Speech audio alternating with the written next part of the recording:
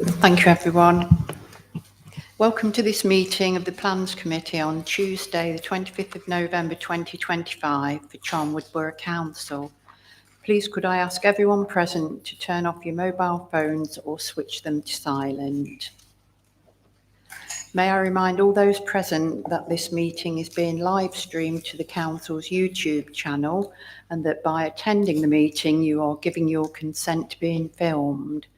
A note with further information has been provided in the public gallery. Under the Openness of Local Government Bodies regulations, people may also film or record this meeting, and this is outside of the Council's control. May I remind members of the public to be considerate of the committee and officers throughout the meeting and to remain quiet unless speaking as part of the allocated public speaking slot. Any disruption outside the formal speaking arrangements, whether, for example, by speaking or applauding in reaction to any contributions from officers, members of the committee or public speakers, is unacceptable and may lead to the adjournment of the meeting and members of the public being asked to leave.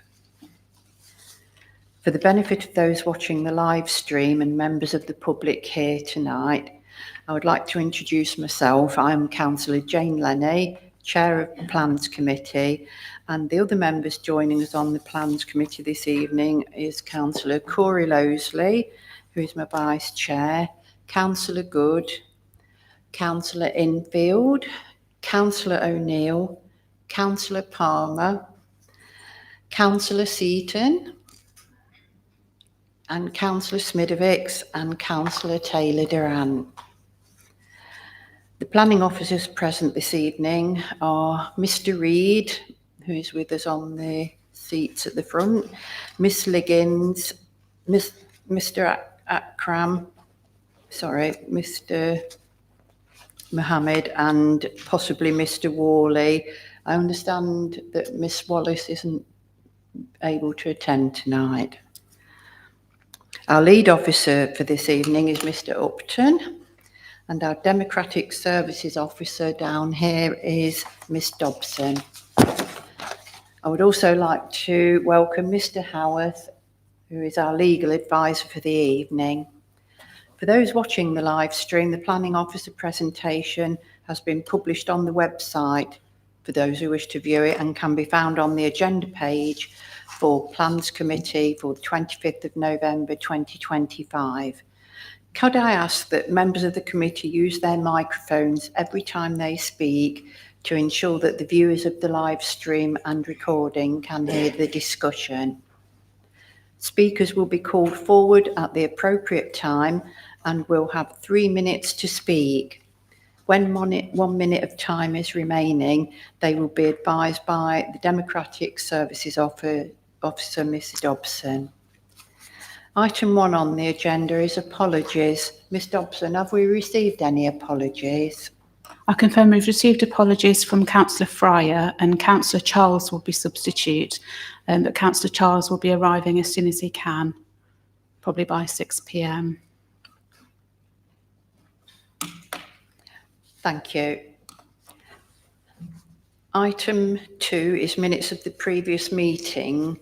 The minutes of the previous meeting on the 13th of November are not yet available and will therefore be carried forward to the next meeting on the 11th of December.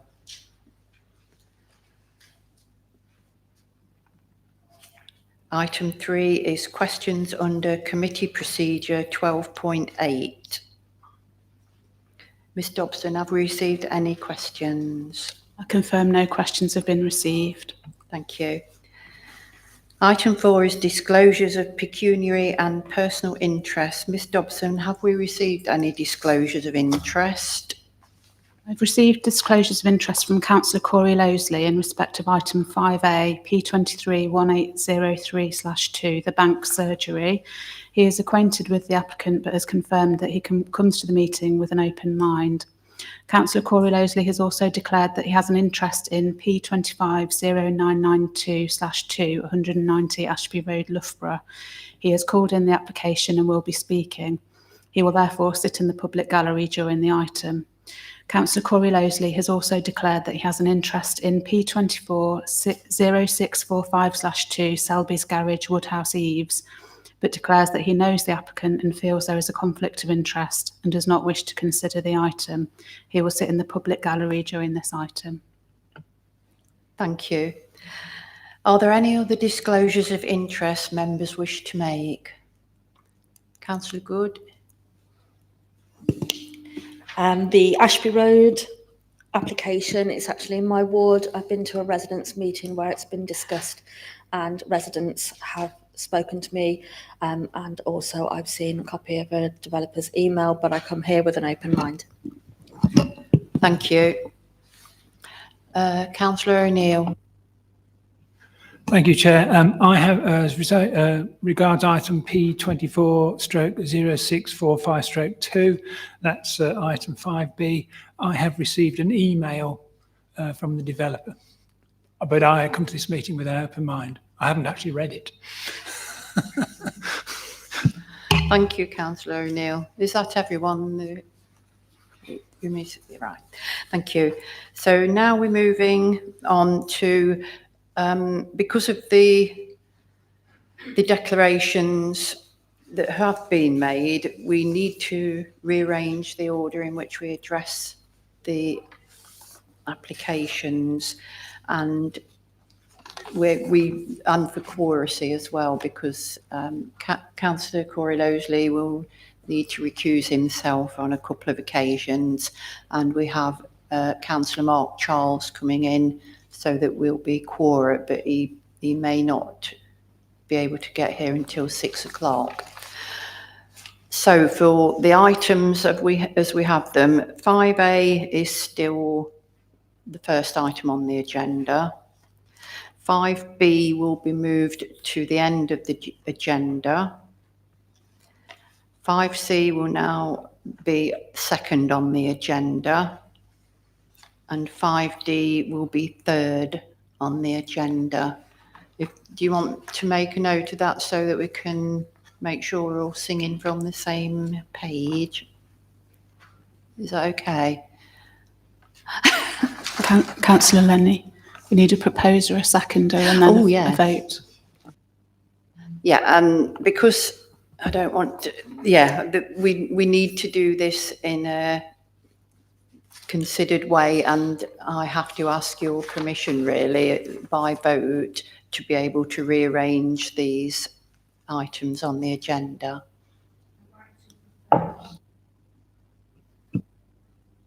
Steps down, sorry. That Councillor Mark Charles replaces him when he comes in. At the moment, we're just discussing the order of the items on the agenda. Councillor O'Neill. If I've got this right, you need somebody to propose 5A, 5C, 5D, 5B. Is that correct? Can I propose that we do it in that order then, please? So 5A, 5C, 5D, 5B.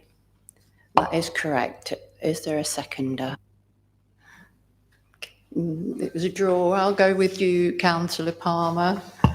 Okay, yes, I'll second that. Thank you. Right, can we have a show of hands to proceed with the changed agenda item order? That's everybody, I think. You have to abstain, yeah. Except the abstention.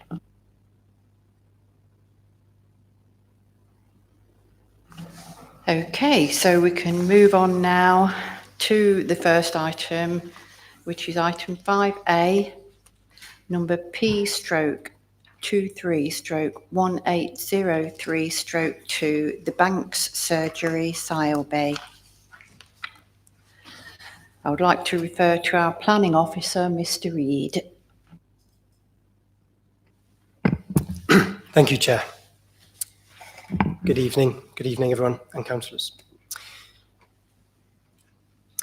This is planning application reference P/23/1803/2. The proposal is for a single-storey front extension to a property known as the Banks Surgery in Sileby. I'm going to run through a few slides briefly just to give the context of the application and the proposal, and a brief overview of how officers have considered the merits of the application in relation to the development plan and other considerations. In front of us here is an extract from the location plan with the proposed extension shown in sort of dark hatched towards the front of the property.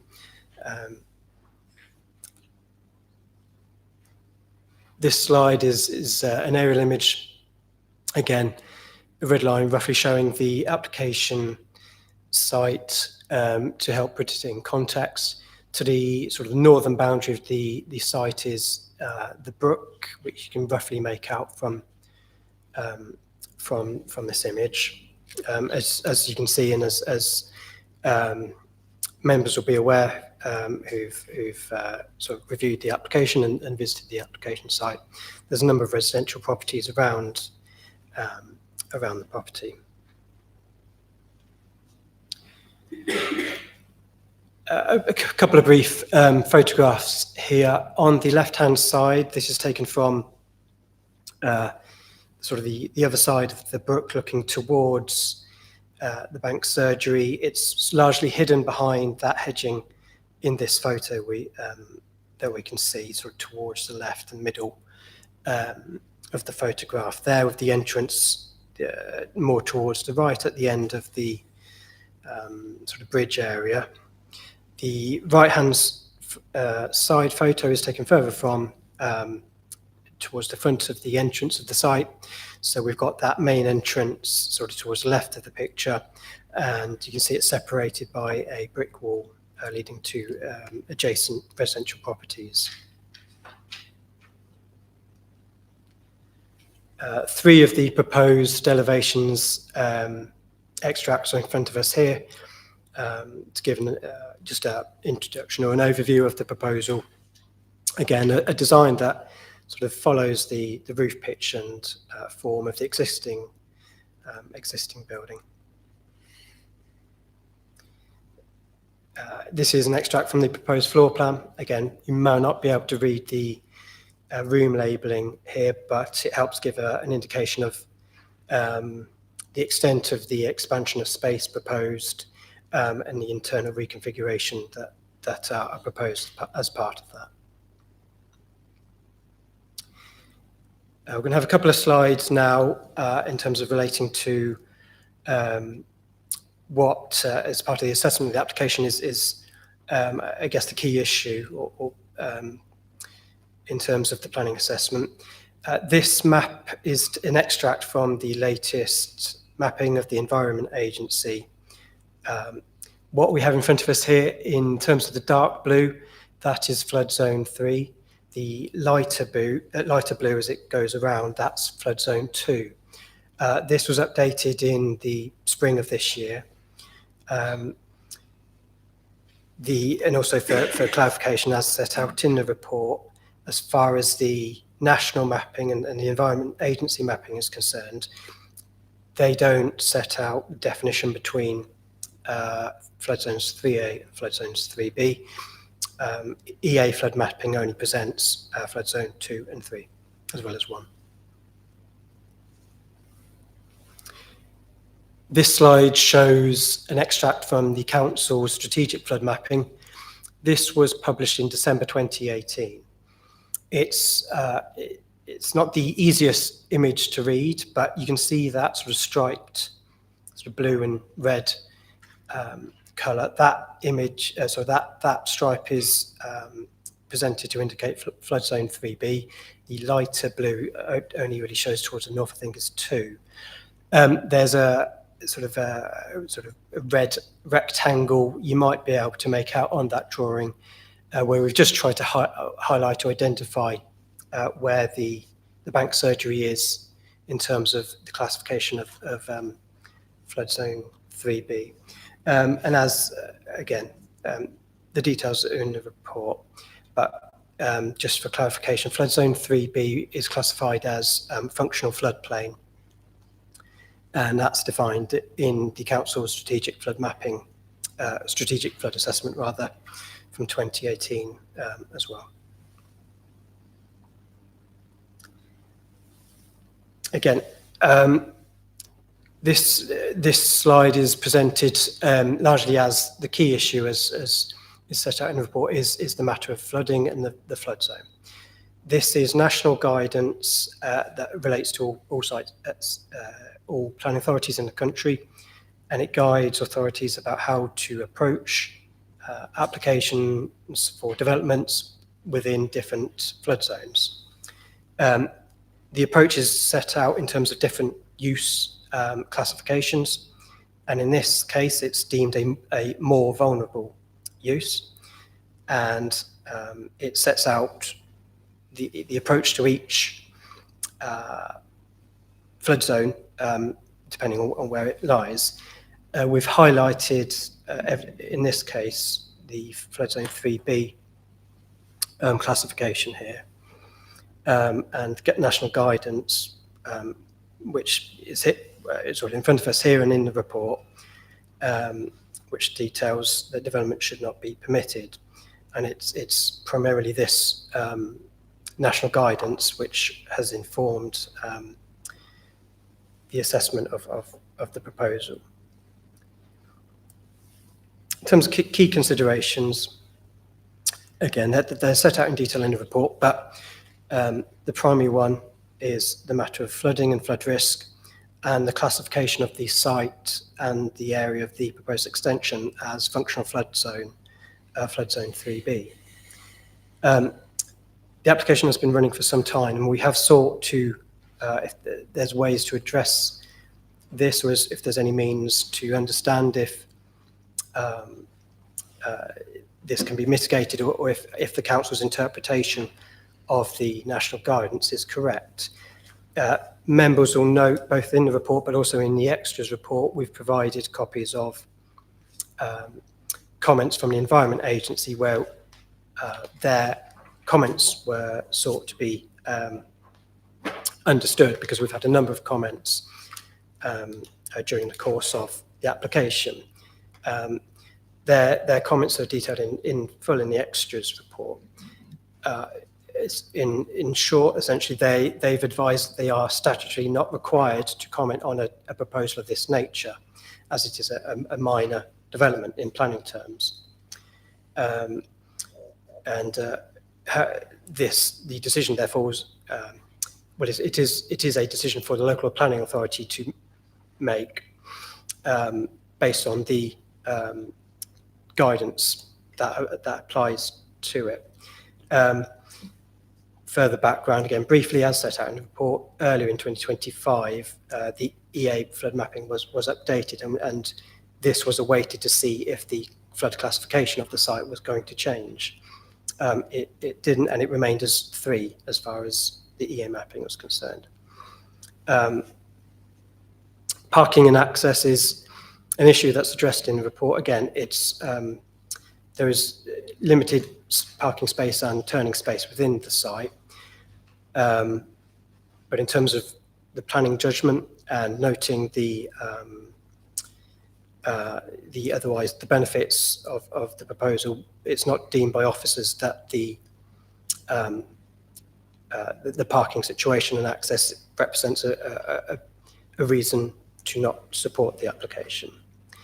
Other material considerations are set out in the report. Again, these include a number of Section 106 contributions that have been allocated towards expanding medical services at the bank surgery, relating to a number of relatively large housing applications in and around Sowerby. These are sort of, however, we are conscious of that, and otherwise we would of course be looking to support the proposal as notifying, acknowledging the benefits that expanding medical services at the site would bring.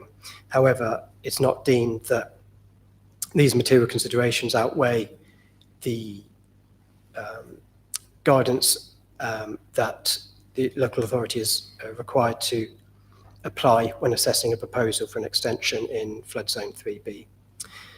The recommendation is therefore as set out in the officer report, and then it is updated in the extras report. There's one minor adjustment in the extras report, which is to simply add a reference to the MPPF within the recommended reason for refusal.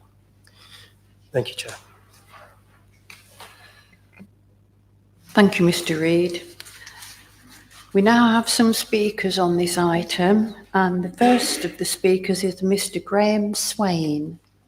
Is Mr. Swain here? Yeah.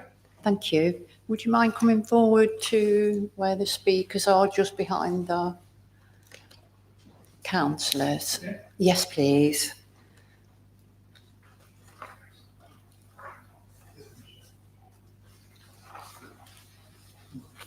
Mr. Swain, you have 3 minutes to speak, and then when you have 1 minute remaining, Miss Dobson will let you know. Are you okay with the equipment there? Yeah, off you go. Thank you. Thank you, Chair. I've lived in Selby and been registered with the Banks surgery for nearly 53 years. As one of the 400 who signed letters of petition and feel strongly that this development is desperately needed. Practice is a vital part of our community and provides an excellent service. Since Dr. Clay took over in 2004, the quality of care has improved considerably. As a family, the surgery staff have helped look after my late mum and dad, especially over the last 12 years when they had significant health issues, along with my brother and myself. So I know firsthand how important it is to have excellent and accessible medical facilities and healthcare on our doorstep. Since moving here in 1972, Selby has expanded considerably and continues to do so, with new developments currently taking place off Ratcliffe Road and Cossington Road. The growth in the number of residents relying on the 2 GP surgeries has also increased dramatically, along with the demands on them. Meeting all the needs of each age group is essential. For example, Highgate Primary School is at this time having an extension built to accommodate the educational requirements of more families. The medical facilities the Banks surgery can provide also need to expand to keep up. The ability to meet this demand locally is vital to the well-being of young and old alike. We need investment in infrastructure, and the proposed extension of Banks surgery will help greatly to meet the health needs. If the practice hasn't the facilities, then it will make life difficult for young families and the elderly if they are forced to go to Syston or Melton Mowbray for treatment, particularly if they don't have their own transport. This could have a negative impact on people's physical and mental health, which would be detrimental all round and result in greater pressure on care services. Over the last couple of years, I've noticed the number of callers waiting to get through to the practice is significantly greater, and occasionally for minor calls, such as blood test results, I've had to call back when they aren't dealing with urgent cases, particularly on a Monday. This never used to happen. I know from speaking to staff this is frustrating for them as well as us. They're proud of providing a high service level, which has been recognised with results showing their 3rd inpatient satisfaction services across Leicestershire. However, as good as this is, it isn't good enough for them, and they aim to return to the #1 spot. With what is a relatively small extension, they can reconfigure the front of the building to create 3 clinical rooms and improve a tied reception area to the benefit of patients and staff alike. Providing a better environment and services for patients and staff is a win-win. Morale is higher, an expanded team have improved resources to deliver better care for more of us living in the village. Selby needs its medical facilities to keep up with its growth, and the Banks surgery has the opportunity to do this and enhance the excellent service it already provides with the new extension. I really hope you can approve the application and show your support and demonstrate a commitment to improving services that can bring much needed health benefits for our community. Thank you. Thank you, Mr. Swain. Mr. Reid, do you wish to make any comment? Leave it till the end. Our next speaker is Mr. Jason Fitchett, speaking on behalf of the applicant.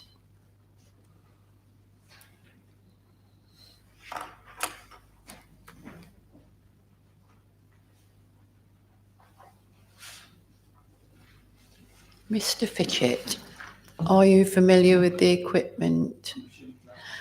You have 3 minutes to speak.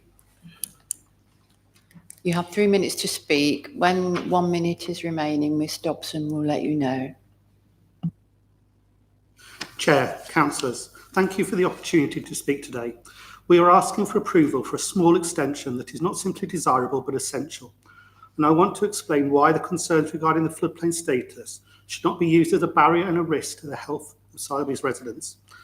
The strength of feeling in our community is clear. More than 450 patients have written in support of this application. They understand what we mean to the healthcare, and I hope today to show why we should mean just as much to the council. Sowerby has seen substantial housing growth in recent years, but unfortunately it has not been matched with adequate, or particularly in this case, accessible healthcare funding.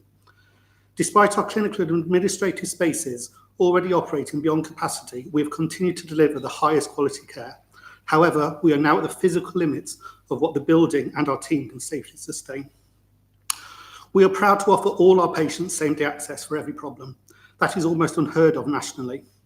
As a result, we prevent avoidable urgent care and A&E attendances, thereby helping not only our patients, but the health system as a whole. 2 years ago, we were ranked first in Leicester and Leicestershire for patient satisfaction. We've now slipped to third. This is not due to a fall in dedication, commitment, efficiency or quality. It is simply a consequence of trying to safely deliver that care in a building that is now too small for the population it has been asked by the council to serve. On the issue of flooding, the proposed extension is over existing tarmac, so modern guttering will reduce surface water runoff, not increase it. While the car park has flooded in the past, water has never reached the front door, and the proposed planned flood mitigation building strategies, such as ramped entrances, raised electrical sockets, sealed hard flooring, waterproof plaster and improved flood barriers will reduce this risk further. And as we informed the council over 18 months ago, the Environment Agency have rescinded any reservations or objections to our plans.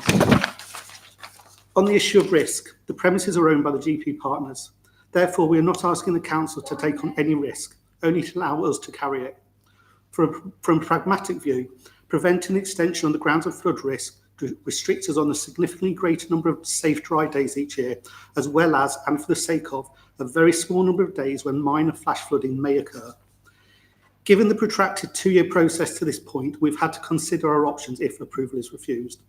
Our options are as follows: to withdraw provision of midwife, health visitor and specialist mental health services, thereby risking the vulnerable patients due to the limited public transport options in the village. Accept a further decline in satisfaction, undoing over 2 decades of hard work and outstanding performance, or in worst case, close our list size, thereby denying new residents of Sowerby access to healthcare, as the other practice in the village is also at capacity. I respectfully ask you to protect the health and well-being of thousands of patients, current and future, by granting this essential piece of high-quality healthcare infrastructure. Thank you. Thank you, Mr Fitchett. Our third speaker is Councillor Elizabeth Jones on behalf of Sowerby Parish Council.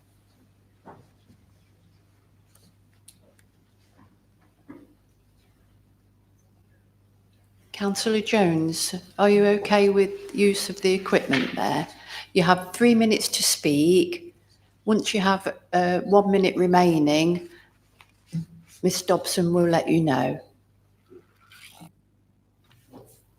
Good evening, councillors. As a parish council, we strongly disagree with the planning officer's recommendation to refuse this planning permission. Joining up the dots, permission was granted on the 17th of the 5th, 2018 for the erection of a side extension to the doctor's surgery, P/18-055/2. This was at the same time that the flooding was as it is now. This was to provide extra clinical space and doctor's consultancy room, and this was built in 2018. Since this extension in 2018, Sowerby has expanded considerably. 1,097 dwellings on large developments have been granted permissions in Sowerby since 2018, plus 25 windfall dwellings, plus 187 granted permission in nearby Cossington Village that accesses facilities in Sowerby, bringing a total to 1,009 extra dwellings since the extension in 2018. Under application P/20/0089/2, reserve matters for Peas Hill Phase 1, the developers put forward plans to build a new health centre. West Leicestershire Clinical Commissioning Group were consulted and confirmed that they would not be supporting the provision of a new health facility on site, and instead would be seeking the financial sum agreed, which can be used to improve existing GP surgeries in the village. It is this S106 money that would provide the finances for the small extension outlined under P231803/2. The CCG, now the ICB, will not support a new health facility in Sileby. If you refuse this extension to the bank surgery, S106 money for GP surgeries in the village could land up being returned to the developers. We do not want this to happen. The Parish Council fully support the extension to the bank surgery and request that this Plans Committee do the same. Thank you. Thank you, Councillor Jones. Our final speaker on this item is Ward Councillor, Councillor Bottomley.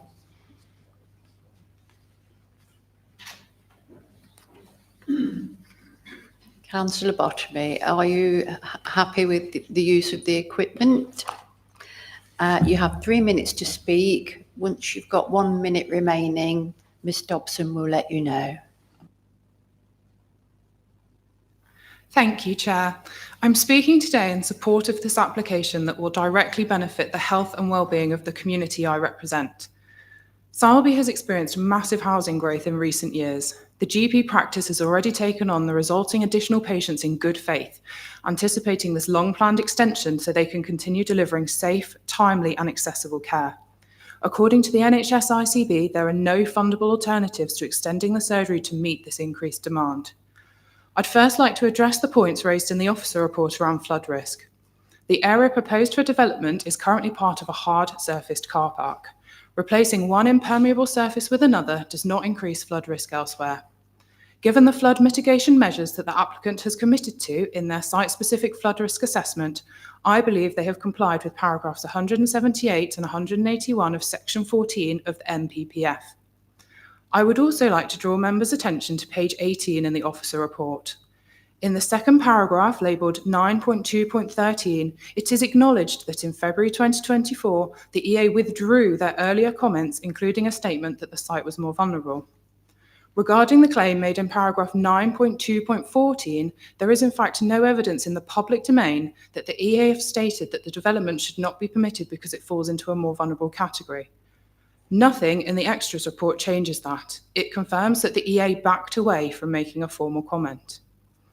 All of the advice in the National Planning Practice Guidance is therefore still applicable, including the exception test for essential infrastructure. In paragraph 9.2.19, it is acknowledged that there is nothing in the Emerging Local Plan Policy CC1 that explicitly bans this type of minor development in Flood Zone 3B. The applicant has therefore met the requirements of this policy and policy CS16 of the existing local plan. They have applied the required exemption test, which concludes that it is clear that our development is needed to sustain healthcare services for the existing and future community of Sileby, which outweighs the flood risk. I urge members to consider the real-world impact of your decisions tonight. This small extension supports a vital local service, and the surgery team has demonstrated that its benefits would far outweigh the residual flood risk.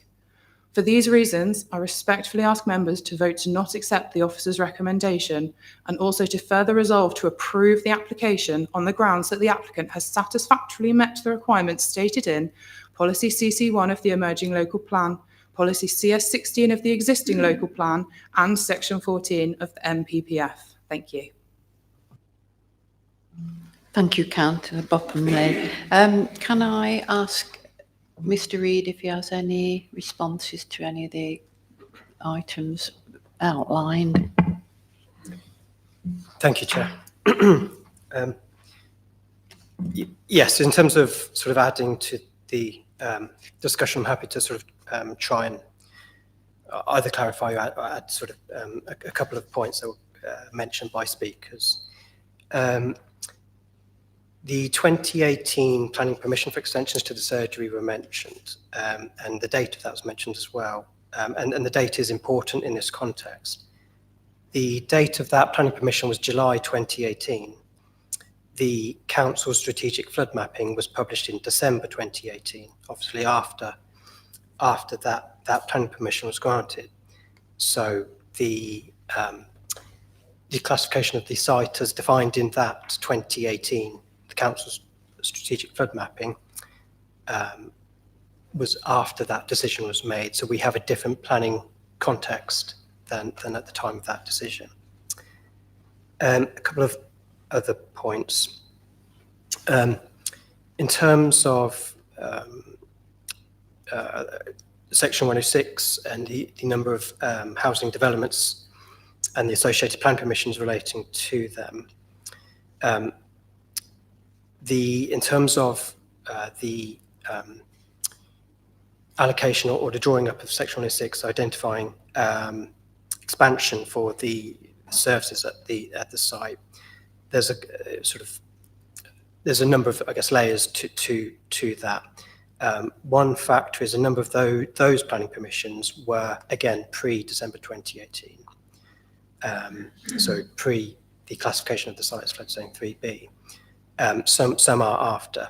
But another factor to perhaps be aware of is that there's no indication that any feasibility or planning judgment or assessment was made of the potential planning merits of an extension to the property as part of those.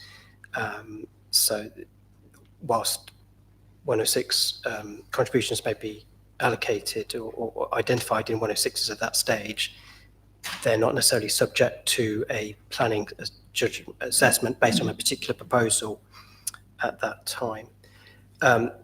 Another point, again, just for clarification, was I think one or two of the speakers mentioned that the proposal wouldn't increase the flood risk elsewhere due to the nature of the hard surface existing.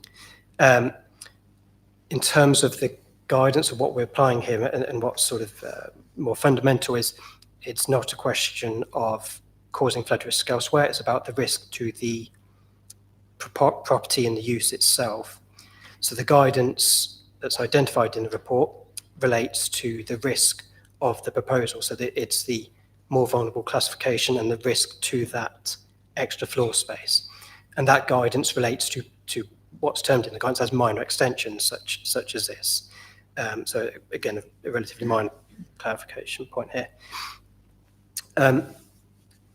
Another matter to pick up on, again, that understandably has been highlighted by speakers is the role of the Environment Agency in this application and their comments. Again, it was largely set out sort of in the extras report and the sort of presentation. But again, their position, that they're, as far as they're statutorily required, they're not required to comment on minor applications. Hence why it's a matter of the planning authority applying its judgment to the guidance that's available nationally. Again, the exchanges and the clarification provided or comment provided by the EA, where it was queried if our interpretation of the guidance is correct. There's nothing to say that the EA or that we weren't interpreting the guidance correctly here, in that it's confirmed that the site is flood zone 3B and the guidance is as it says. Sorry, and one final point, if I may, is a mention of the proposal as essential infrastructure was made. In planning terms, that's set out in the national guidance relating to flooding. This proposal doesn't meet that definition of essential infrastructure. There are different criteria for that. A proposal to a medical surgery isn't, in planning terms, essential infrastructure. That's all I have to add. Thank you, Chair. Thank you, Mr. Reid. Members of the Planning Committee, will you consider the application? And if you would like to comment on it, please raise your hand. Councillor Corey-Loseley, Councillor Infield, Councillor Seaton. Thank you. Councillor Corey Losley. Thank you, Chair. So I know it's in the pack and it's in the extras report and you've just explained it. So forgive me. But I think it's really, really important that we clarify where the Environment Agency is on this. So correct me if I'm wrong in understanding this, I'll try and put it in layman's terms. They did make previous comments saying that they had no objection. And that's on the basis that, that this is a small enough application that they're not required to make a comment. But then we've said, well, can you clarify exactly what your position is on this then? Because we think it might be near a body of water. And they've said, well, here's our advice. We've interpreted it and said, this is in a 3B flood zone, and therefore this type of use is not acceptable for that type of, that's the 3B. And they've said, yes, we agree with your interpretation.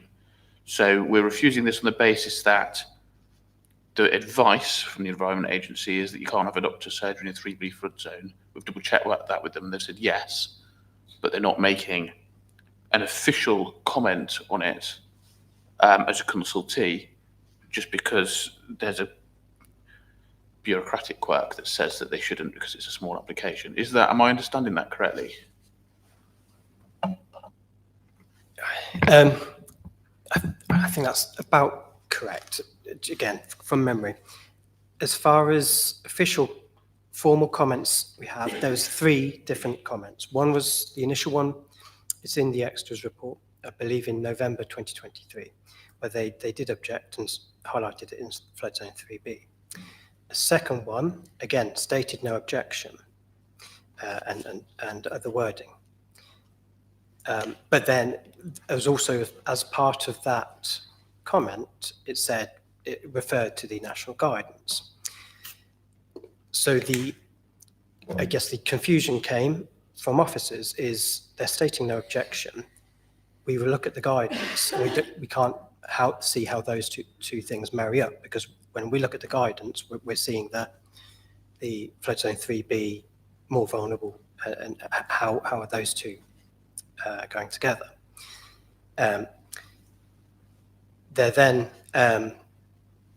third comment, going from memory, was that they said to clarify they're not statutorily required to comment, so their position is a no comment, I guess you could summarise it as. We have the email exchanges with them where we look for clarification that is our interpretation as officers correct. So I wouldn't say the proposal isn't based on the EA stating they're objecting, because that's not their position. The judgment is on the planning authority's judgment, and based on the guidance. The EA have effectively, I guess, in a sense, like you said, stepped away or aren't making official position on the application, other than it's for the LPA to make the assessment based on the guidance. I hope that makes sense. Yeah, thank you. It does. It's a bit tricky, that, isn't it? Because there's certain, I think it'd be fair to say that's mixed messaging on the part of the Environment Agency, and they're kind of saying, well, you know, it's up to the planners to interpret the guidance and do what they will with that. So, okay, I understand that. The next thing, and I appreciate I have already asked officers about this outside of the meeting, but I just, again, want to go over the matter of S106 monies. One or a number of applications would have contributed S106 money to expanding healthcare provision in Sileby. I understand with 2 doctor surgeries, and it's unclear how the monies allocated to that S106 are divided up between 2 surgeries. But could we just start by knowing how much money have we got in a pot waiting to expand healthcare services in Sileby, and at what risk are we for some of that money disappearing back to the developers soon?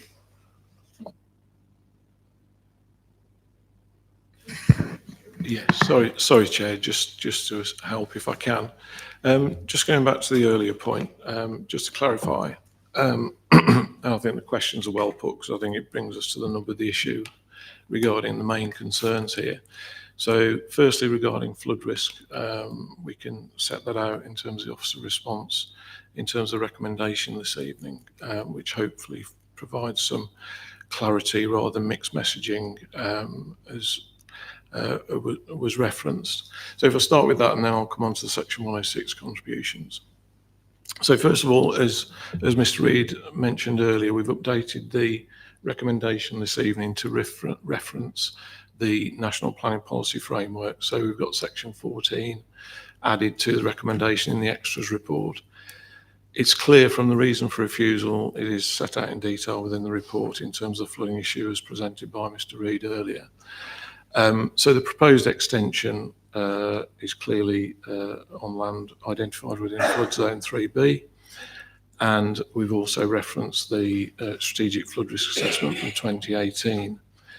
And the fact that those issues arise, the development is therefore contrary to the planning practice guidance and the Environment Agency's standing advice, as well as relevant policies in the core strategy and the emerging local plan. Now, in terms of the Environment Agency's role, clearly, as referenced earlier by Mr. Reid, there is standing advice that they've defaulted to. That's not an unusual practice. I think there are many categories of development to which standing advice refers to. And through the presentation earlier and set out within the report, there's a clear exclusion for the class of development that this is when it is sited within that functional floodplain and 3B. In terms of the development and developments in Sarby, clearly as things move forward in terms of development, I was listening carefully to the submissions in the public speaking. Clearly a very keen interest, as you can imagine, from a planning authority's perspective, to provide appropriate facilities to accommodate new development. In this instance, we've got at least 7 developments in recent times that have provided contributions towards improving the bank surgery. There's obviously the Highgate surgery as well. But in terms of the bank surgery, we're looking at funding circa £180,000 to £190,000. I say circa because some of that funding is split between banks and Highgate, so there's no precise figure on a couple of those contributions. In terms of the risks to those contributions, the time span for those contributions to be committed range between December 2026 and 2023 from the latest look at it. So we're at least 12 months to, where are we, 8 years away from needing to spend those contributions. Now, in terms of the scheme that was mentioned, I picked up from the speaking earlier. I wasn't on site at the time, so I don't know how quickly it was delivered, but clearly there was an extension before the SFRA was updated, and further updates were provided to flooding information as set out by Mr. Reid, including the latest maps for the national flood maps provided by the Environment Agency in spring 2025. Clearly, there are relevant timescales there, but we don't have a propensity with the clear guidance we've got to recommend, as we have done this evening, the flooding issue to be the prime consideration for us this evening. Mr. Reid mentioned it's the vulnerability of the development itself, and it's also worth just reflecting on the definition of flood zone 3B as functional floodplain. So it does comprise land where water from rivers or sea, but in this case, in terms of fluvial flooding, has to flow or be stored in times of flood. So clearly it has to take account of local circumstances. In this case, those local circumstances, as alluded to by the range of developments that both the public speakers referenced and the contributions that we have received from those sites to improve health service, there's a keenness to do that. But we have to take account of that latest information. The latest information with the updates we've had in the last few years is that that area is very vulnerable to high risk of flooding. The latest information we have, and it did change from 1 in 20-year event to a 1 in 30-year event while this application has been live, is that flood zone 3B has got the risk of being inundated in that period. We don't have any formal alternative options in front of us this evening. We're, as we always do, judging this application on its merits and putting forward our recommendation. I'm aware that there may be other alternative options, whether that's to reconfigure accommodation, but we have to assess this application in front of us this evening. And hopefully that has provided enough information in response to the queries to give members a bit more clarity. But of course, Mr. Reid and myself are happy to provide further clarification as required. Thank you.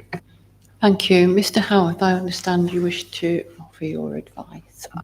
Thank you, Chair. I think I just need to address the issue of the contributions under the Section 106 agreement.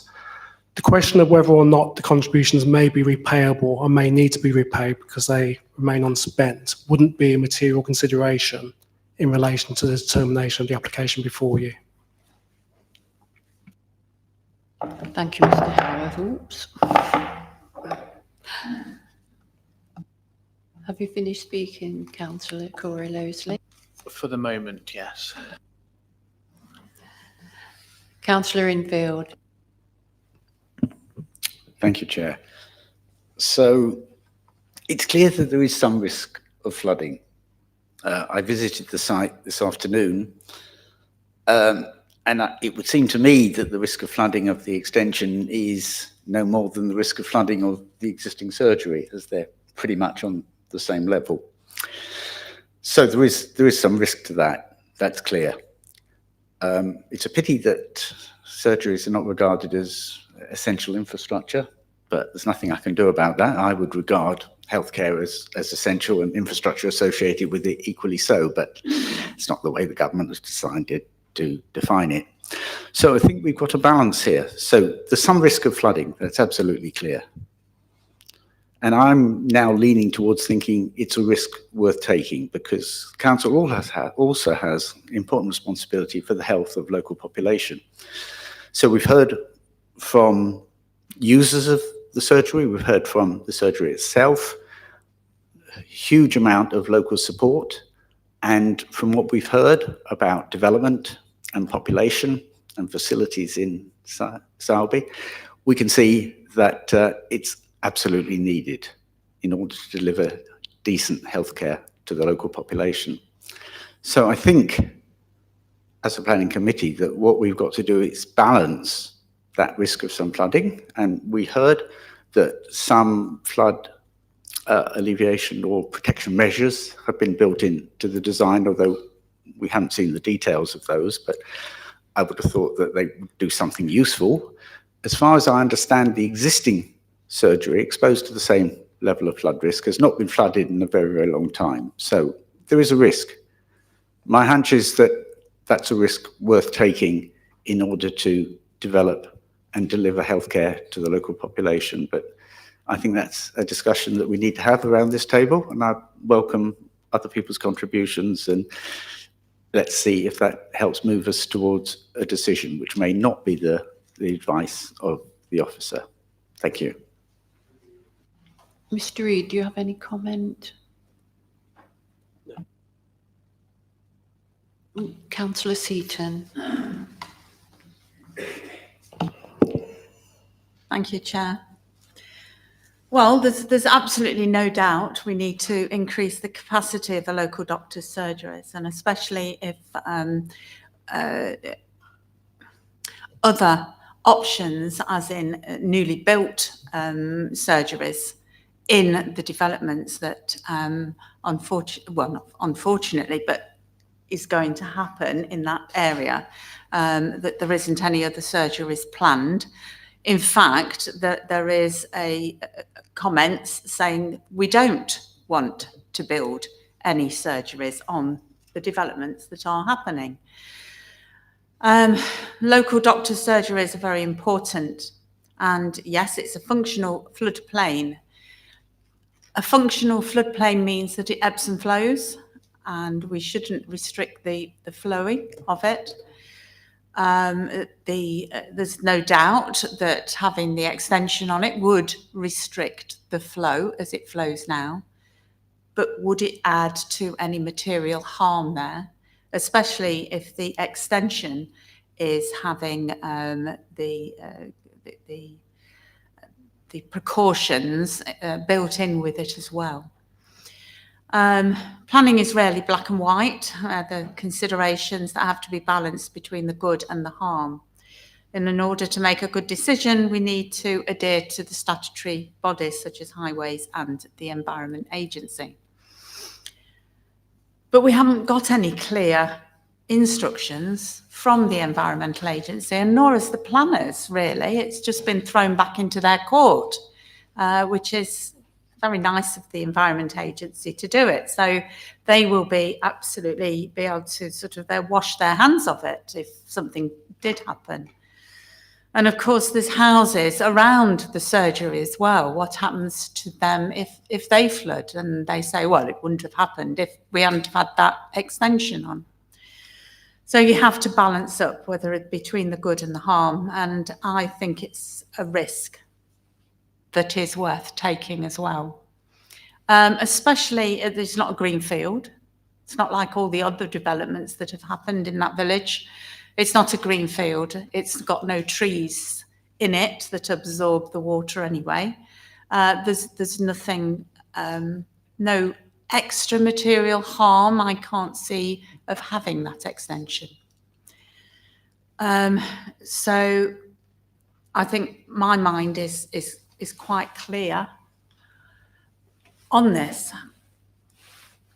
But obviously, I don't want us to be held, I don't know, responsible for flooding out other people. But there's no harm of that. I don't think it's a 3B flood zone, and as I say, it's already hard standing. So.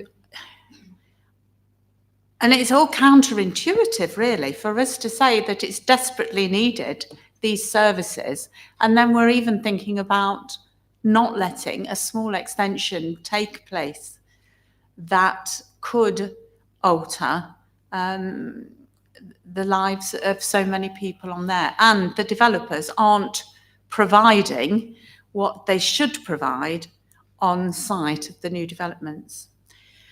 So I think we're going to need a little bit of help here, because I would like to go against officers' recommendations and allow this development to happen. But that's not a proposal yet, because I would like it shaped into a proposal if possible, and listen to what other people have said as well. Thank you. Thank you, Councillor Seaton. Mr. Upton.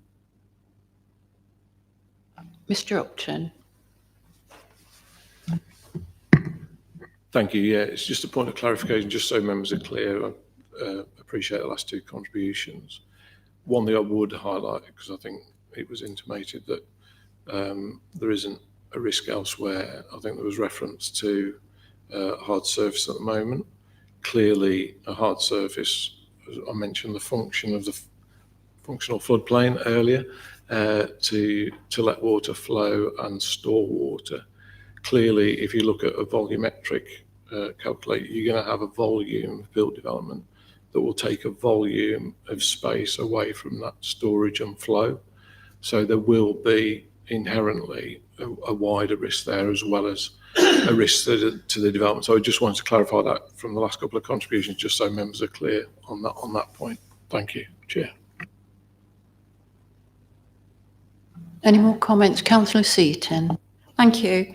I'm assuming, because obviously the talk between the planners and the surgery, the builder of the surgery and of also the clinicians, etc., there must have been a big discussion about how we can get over this and what do we need to plan in or plan out or to make this extension happen.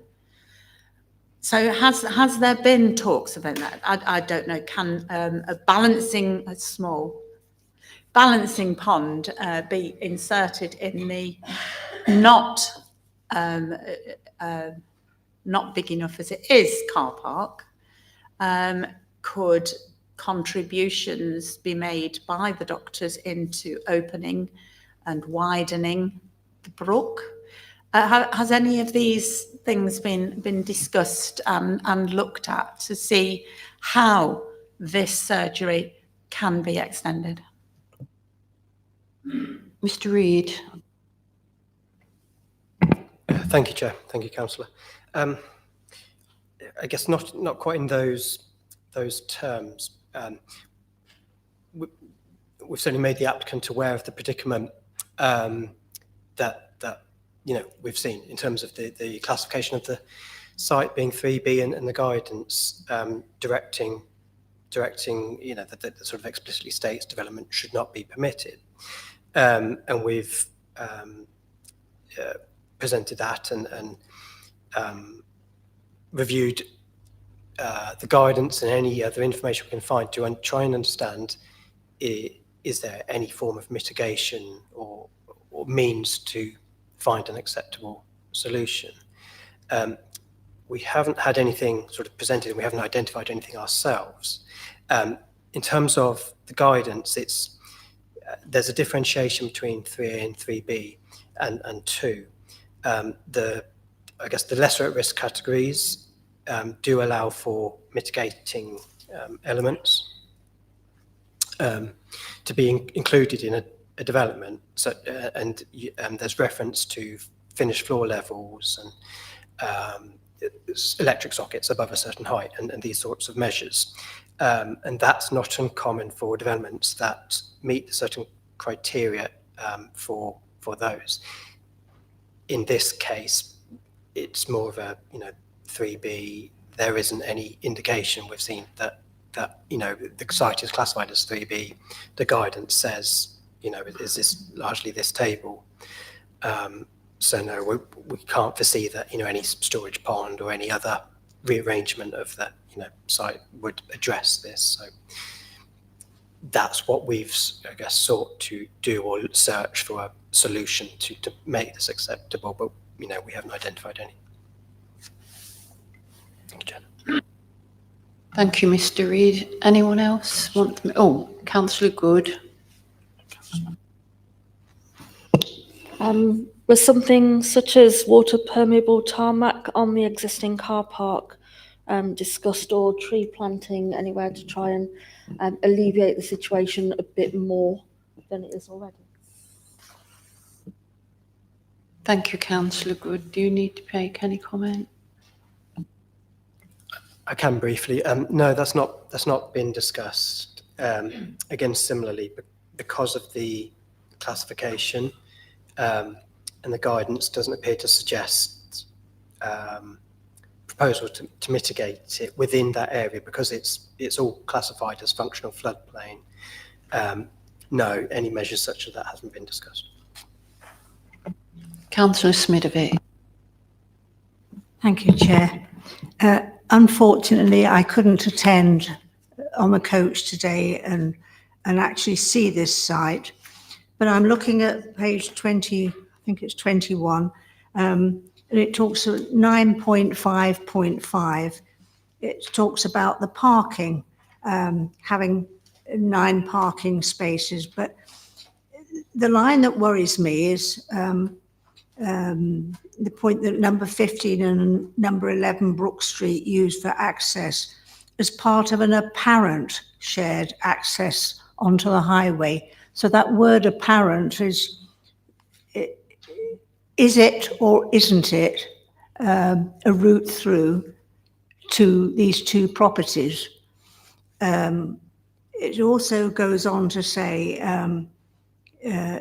it's not there. There are no defined painted markings to delineate the spaces, and parking is undertaken informally. Are there any plans or anything on the planning that actually gives an indication of where these 9 parking spaces are going to be, or is it just a free-for-all? So I'm sort of bothered. The word reconfigure the plan, the outline of the building, was mentioned as well. So I'm just wondering how much this has really been thought through in the actual design.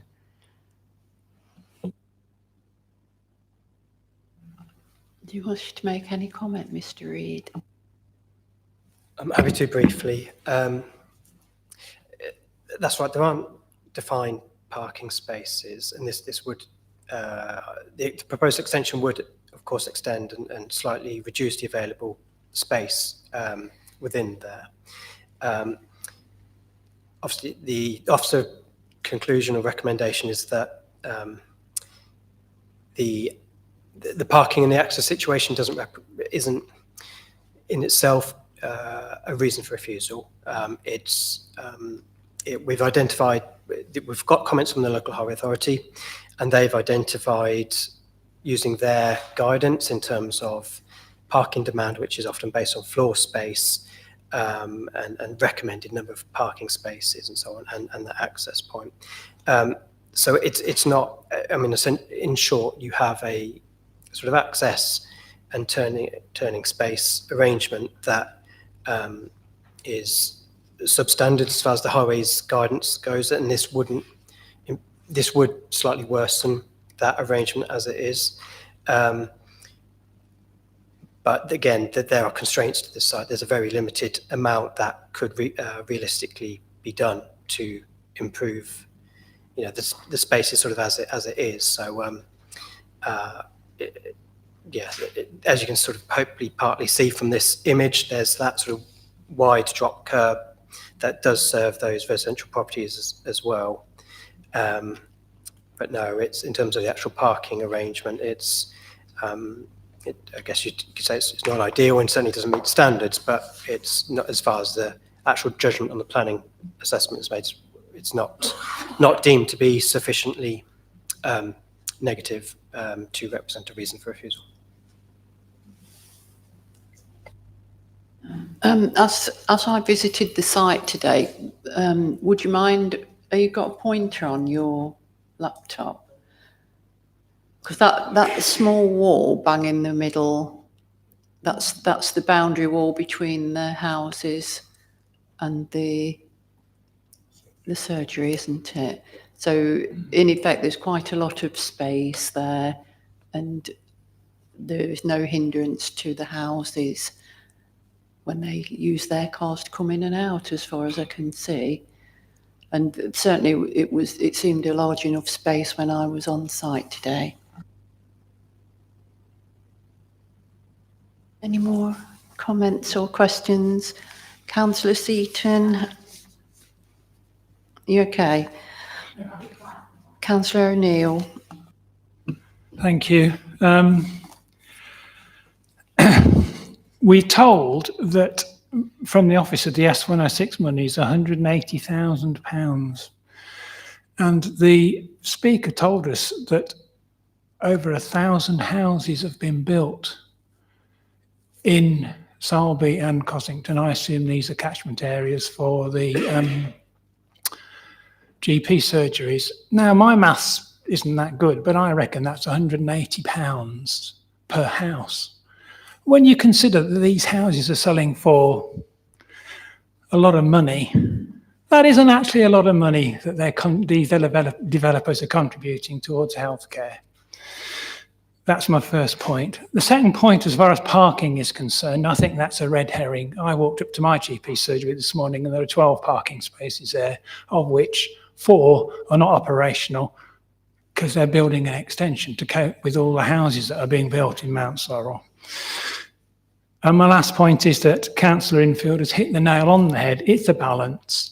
It's a balance of flood risk against health, and the flood risk is possible.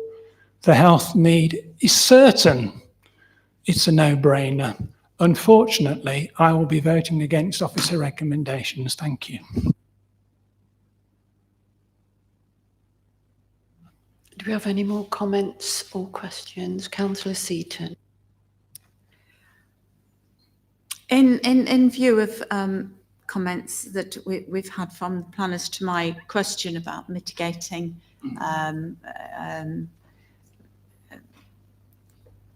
plans, changing plans, mitigating the issue of the planning. I've just gone on, I wasn't there today, I'm afraid, and I do know where it is now, and I know the building because I've just been on Google and had a look, and I thought, oh, I know where that is. I nearly bought a house on the banks years ago. I wouldn't have had to have walked far to the doctors, would I? But it's a single floored building. Obviously, it's got quite a deep pitched roof, so I'm not quite sure whether there is building or rooms in the roof at all. But I would have thought that as a mitigating fact would be to build it up rather than expand the footprint of it. And I would have hoped that on consulting with the planners, and I'm sorry if I'm putting this on your shoulders, for you to say, well, no, you can't do that, but have you ever thought about going up a floor? And that would double the size, obviously, as the surgery is now. I don't think enough has been explored to mitigate the potential harm that this could have. And if we were of a mind to let this go through, and the Environment Agency comes back again with a wishy-washy sort of, oh, well, I'm washing my hands of this, you just make up your mind, and then we go ahead and just get it done, and there is a flood and a damage to other people's property, not to the surgery, but to other people's property. There are houses around it. I think we have to be quite aware of the fact of climate change and issues that are affecting flooding at the moment, being more prominent. And I would have thought that would have mitigated the problem if they went up a level. I don't think enough has been explored for that development. And there's no doubt we need it. And there's no doubt that I'm erring on the side of going against officers' recommendations, but I'm well aware of the risk of flood to other properties in the area. I'm just, has it been, has it sort of been, you know, somebody come, I fancy building, expanding the surgery, not I fancy, it's not as flippant as that, I'm sorry. I think we need to expand the surgery. What do you think? Because I know they can come to planning department and ask their opinions. Did that happen initially before the architect got hold of the plans and drew this building, this extension? Mr. Upton, please. Thank you, Chair. Yes, as I understand, there wasn't any sort of pre-application engagement on the proposal, and it's going back to the well-tried phrase or saying we've got to consider the proposal in front of us. Yeah. So yeah, it's clear that since obviously it was submitted in late 2023, there have been changes in terms of guidance. We've set out the table with the category of development, and to be fair to the Environment Agency, they've moved with that changing picture and have said, you know, that is the guidance. Our view on the guidance in terms of the planning authority and planning officer view is clear, and it is appropriate in terms of 3B, more vulnerable as shown on the table, and that development should not be permitted. Clearly, there's EN to, as I said earlier, to enhance facilities, and that's why we've sought contributions based on consultation responses from NHS consultees over time, and that's some considerable time.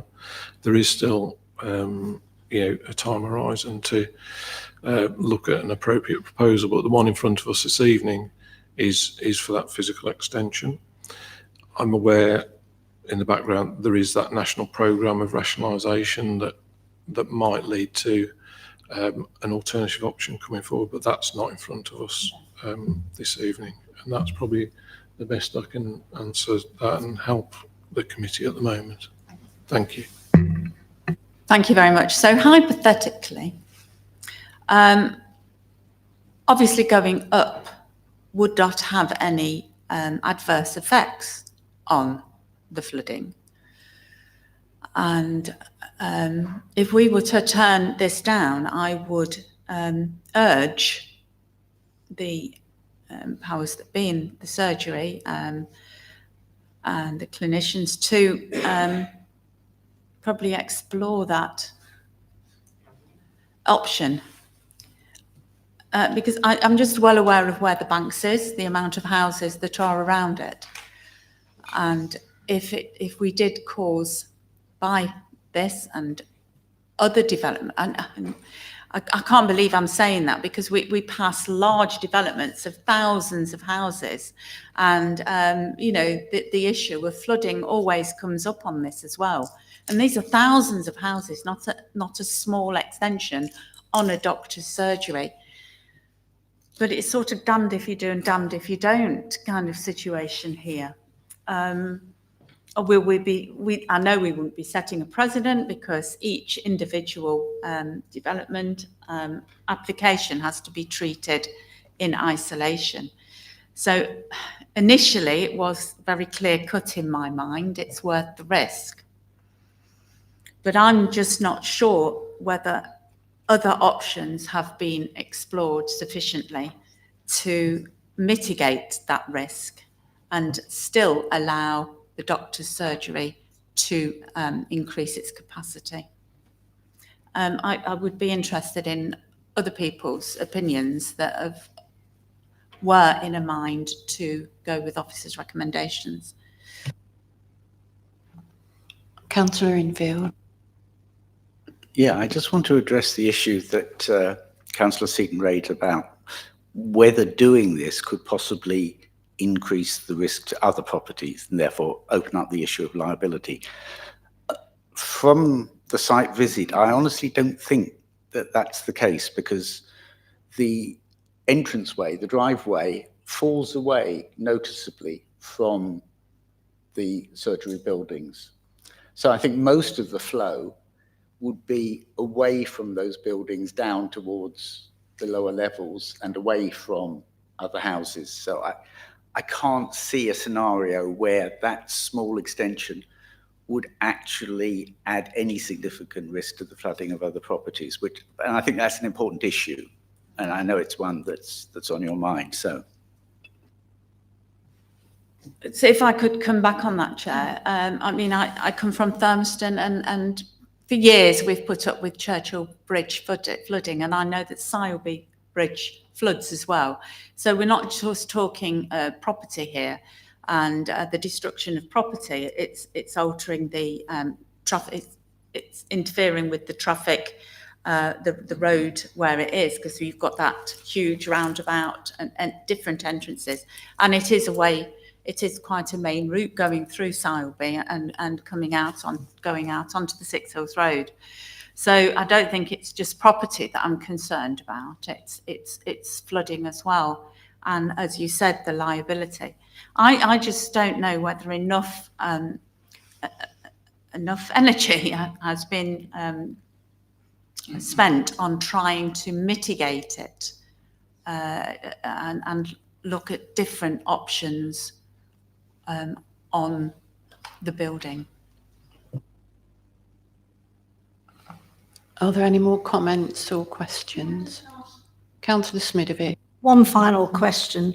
Is there any way we could defer this application to get more advice for the actual surgery, to get more advice on mitigation and to address some of our questions? So not saying an outright no, but wanting more information. Mr. Upton. Yes, Chair. I'm just reflecting on the time period we've had the application since late 2023. I think we've assessed the proposal. The applicant hasn't come forward. I think probably some supplementary information during the course of the application, but it clearly hasn't met the bar that we're looking at in terms of the flood risk guidance and the standing advice. So unless there's particular things that members are looking for, my advice would be to take the information that we have in front of us this evening and make a determination on the application. I don't think, unless there's something specific that members are asking for, that we're going to get anything that's significantly different from what we have in front of us at the moment in terms of assessment of that flood risk and the relevant balance that members have mentioned this evening. Hope that helps, Chair. Councillor Corey-Loseley.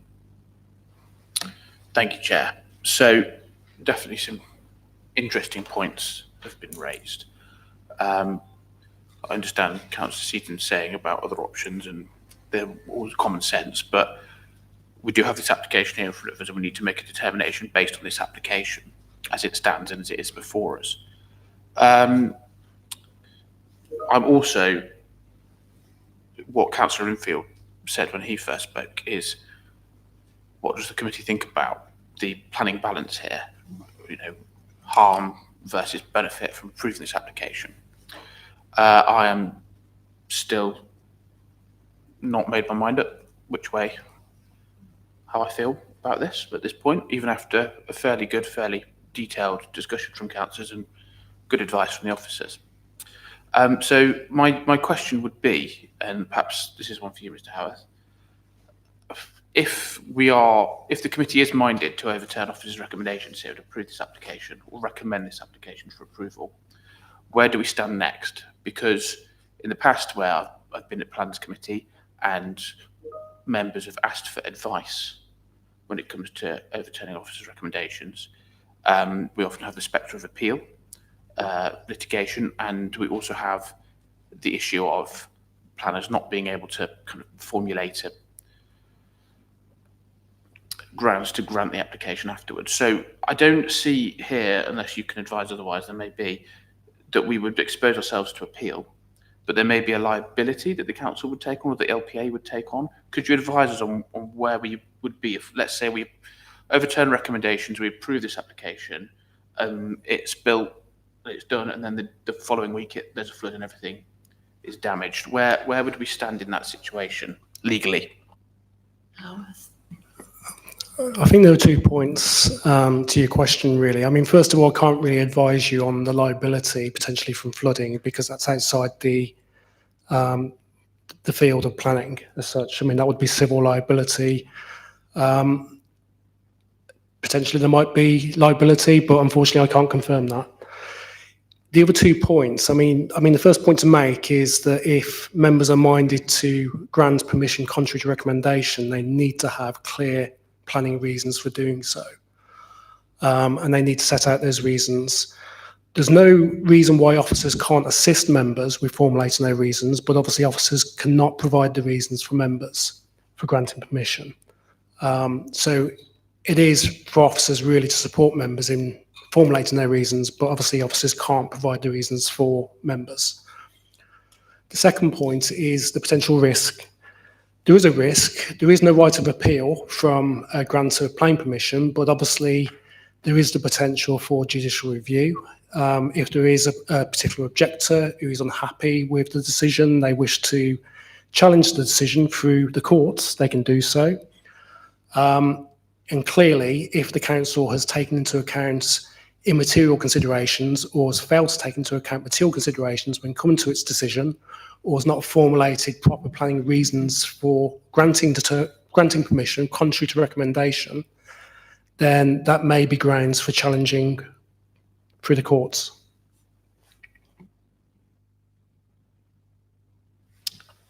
Understood. Okay, that's clear. So with that in mind, then, if members, and it's not clear necessarily that the committee does feel this way yet, I think we need a little bit further discussion. But if members are minded that, we accept what officers are saying, that it's in a 3B flood zone, and that their interpretation of that is that the application is that in the planning balance, the risk is outweighs the merit of this. But if members were to say here tonight, well, actually, based on our discussion, based on the representations we've had from speakers, that actually we do feel that the harm is outweighed by the benefit of this application, and on that basis, we overturn officer's recommendation and approve it. In your view, is that a good planning reason to do so? I think clearly it's not for me to say whether your reasons are good planning reasons. I mean, providing they're planning reasons and you've taken into account material considerations, then that will suffice.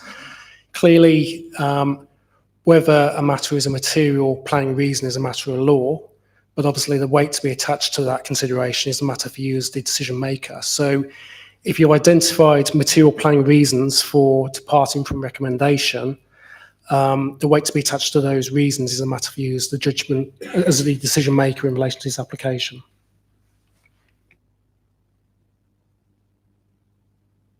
Okay. I see the councillors got their hands up, so I'll yield the floor. Councillor Palmer. Thank you.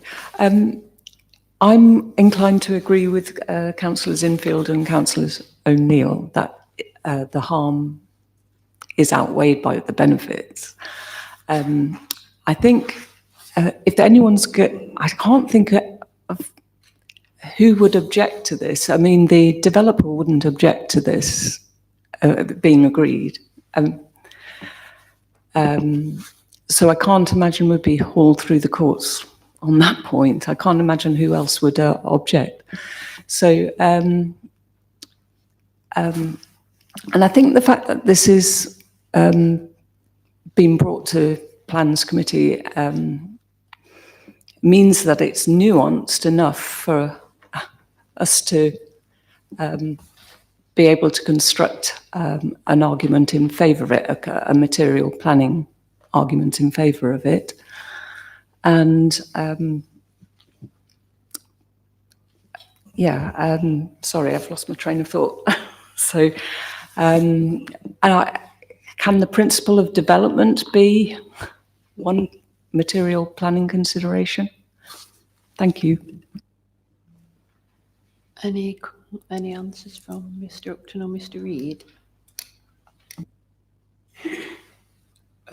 Only a sort of brief point or brief thought. Again, I realise the sort of discussion is sort of going, sort of considerations of who might be objecting to it and so on. The only thought I had in terms of the planning approach is, of course, as a planning authority, we need to be consistent with all proposals, across the borough that may fall within 3B or so on. So, of course, we, again, without any specific reference to other applications or so on, it's sort of reminded that the authority should be consistent to its approach to circumstances within these flood areas. So, again, when dealing with planning applications, officers are aware that it happens, or it can be, it's not uncommon for an applicant or a developer to present to the authority other sites in similar or the same circumstances, and they might say, for instance, X was permitted or X was refused in flood zone 3B or so on. So it's sort of thinking aloud in terms of that might be something that the authority has to be mindful of if in the future, if members are minded to approve it, the authority might have that presented to it as an application to be aware of. Again, it's only a thought. Thank you, Mr. Reid. Councillor O'Neill. This isn't a quiz, by the way. I am going to tell you the answer. Page 7 of the officer's report, material planning considerations, NPPF, section 8, promoting healthy and safe communities. It seems to me from what we've heard from the contributions of the residents of Salby that if this application is not granted, then it will seriously impact in a negative way the health of the community. And therefore that would seem to me to be a material planning consideration. Thank you. Councillor Good. It seems to be when it comes to consistency, GP surgery and infrastructure won't be every time in this certain type of flooding area. So I think that wouldn't be too drastic, but it's probably in the plaque somewhere, but did we have any objection letters to this at all from any residents or anyone? Going back to Councillor Palmer's question. Mr. Reid. Thank you, Chair. Sorry, I'm just quickly searching through the report which summarised the representations received. I haven't got it immediately in front of me now, but from memory, I think there may have been one objection. Of course, they're in terms of numerically significantly outweighed by the letters in support or the petition that was signed by over 400 names. I think there may have been one highlighting some concerns about parking and so on, but no. Yeah, sorry, on page, I think it's 12, page 12 of the report, which has a summary of the representations received. Do you wish to make further comment, Councillor Good? So out of all of the comments, there was just one objection, which was about parking, which is legitimate, but only one out of all of those. And also, as far as consistency goes, this is a particular type of building that doesn't come up every day. So I think from both of those that we're probably covered as regards future issues. That's all. Thank you. Sorry, just for you, Chair. I'm not sure that's correct. I mean, at the bottom of page 12, it talks about 455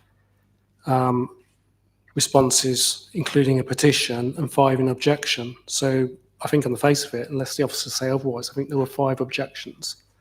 And those included the matters of concern were flooding, obviously parking, and parking.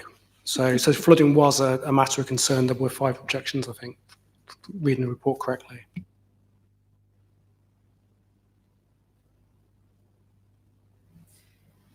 Any more comments or questions? Councillor Seaton. Okay, it's not a comment or suggestion, and it's one of those rare things that I'm going to say and start it off with, unfortunately, and I do mean that this time.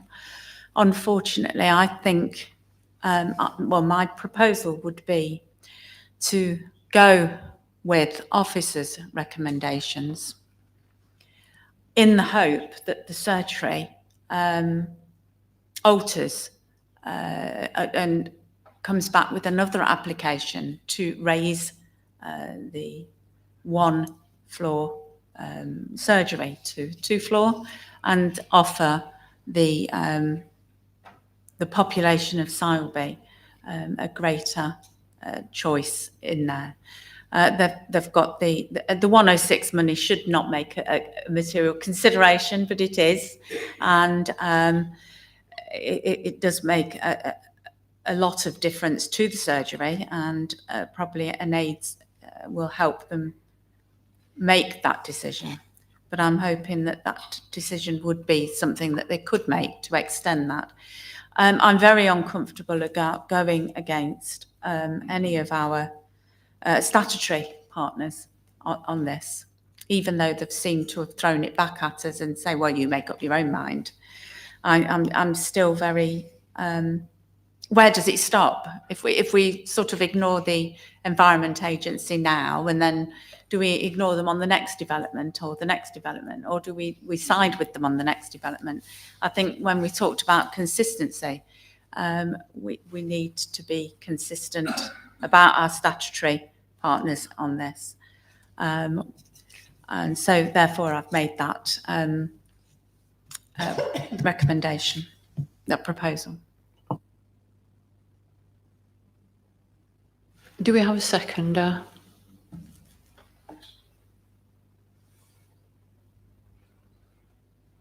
One moment, please. What do we do now? Fine, Chair. Can I just say something? Just got a further comment to make. Yes. Yeah. Councillor Corey-Loseley. Okay, thank you, Chair. So, a couple of things just from what the officer said. So, I understand that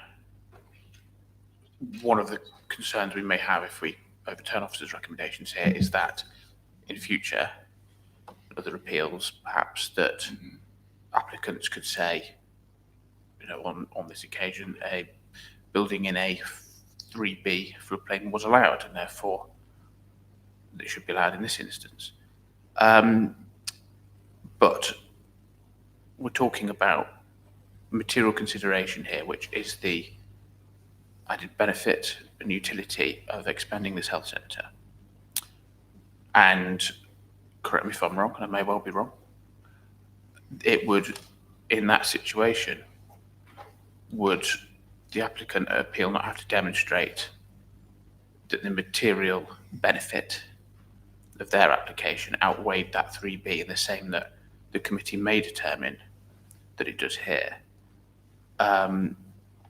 I think it's really, again, back to that balance.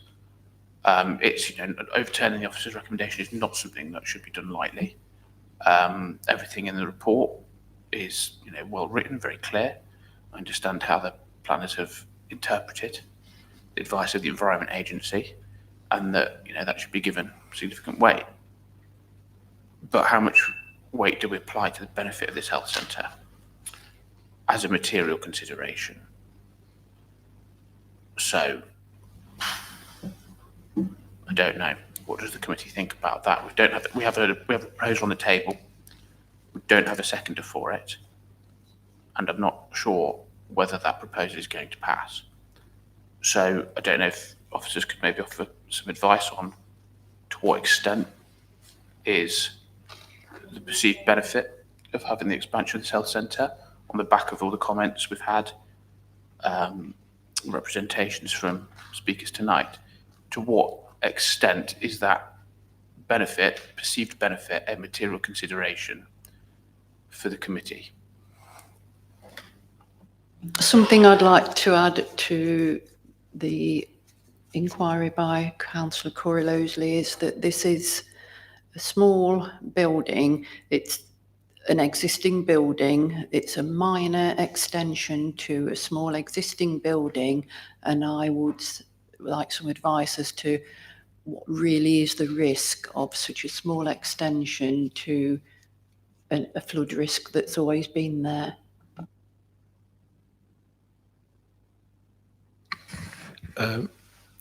Yes, thank you, Chair, Vice Chair. I think in terms of looking at the proposal, it's a modest proposal. Just rehearsing what we referenced earlier, there's clear guidance there in terms of whether development should be or it should be considered acceptable in that functional floodplain. But We can't rehearse the whole history. I've given updates from the recent history where that flooding guidance has been updated and the flood risk data more latterly from the Environment Agency through their flood maps. Clearly, it's for members to weigh whether, from what they've heard and had presented to them through the report and presentations this evening, the benefits that would accrue from improving the facilities. And just on that note, as set out in the report at paragraph 9.4.2, there are policies in the neighbourhood plan that do reference amenities, appropriate developments that might be sympathetic to neighbouring properties, but also then policy CF, my F for Freddie, CF5, also supports the addition of GP premises provided there's not an unacceptable disturbance on residential amenity. But that also does talk about impacts on highway safety or the free flow of traffic, that it wouldn't lead to those impacts being unacceptable, and will also include adequate parking provision.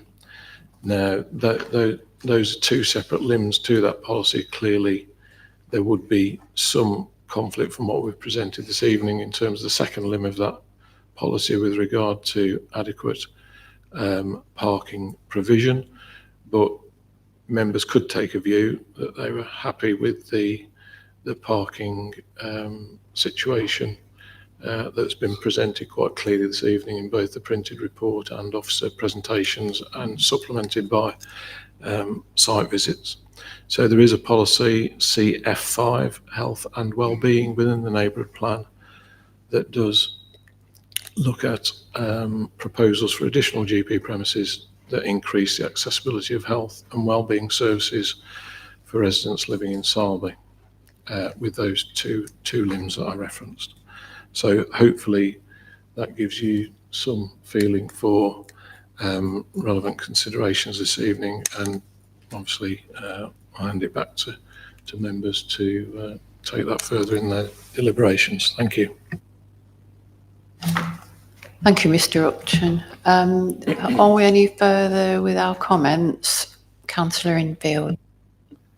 Yeah, just a couple of further comments then. So, as I think we've all agreed at different levels, this is a balancing act. But the more I think about this, the more I think that we heard from Councillor O'Neill that it is a relevant planning consideration, a material planning consideration, the health of the local population. And I think here we've heard that this is a surgery under real pressure. So I'm not concerned that this would set an unwanted precedent for the Charnwood planners, because if we came across this rare circumstance of a desperately needed facility in a flood-threatened area, I think these will be very rare. And I don't think developers can exploit this and say, oh, well, yeah, we think development's very important here, we're going to build a huge housing estate despite the flood risk. There's nothing like the benefit to be weighed against it. My second comment, I think, which is addressed to Councillor Seaton, is I'm sure that in their thoughts about how to increase space at the facility, that those involved, the architects, the doctors and so on, will have considered the possibility of going upwards. And there must have been good reasons why they didn't do that, and they haven't presented them to us, but I can see nods from the back of the room. So I'm assured that something like that has got on. So if we can discount that as an alternative, then I think that might help clear us towards making a decision.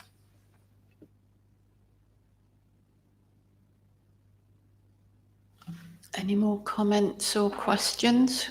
Councillor Smidovic. I've listened to an awful lot tonight, and it's very, very rare we ever have a refusal from an officer before us. It's more than likely a debate on tilted balance, but it's been an interesting conversation. But I was looking up the health and community when you were saying it. And if we hadn't had a flood for 25 years, there's a darn good chance there'll be another 25 years without a flood. So how many people could we be helping in those 25 years has been weighing on my mind.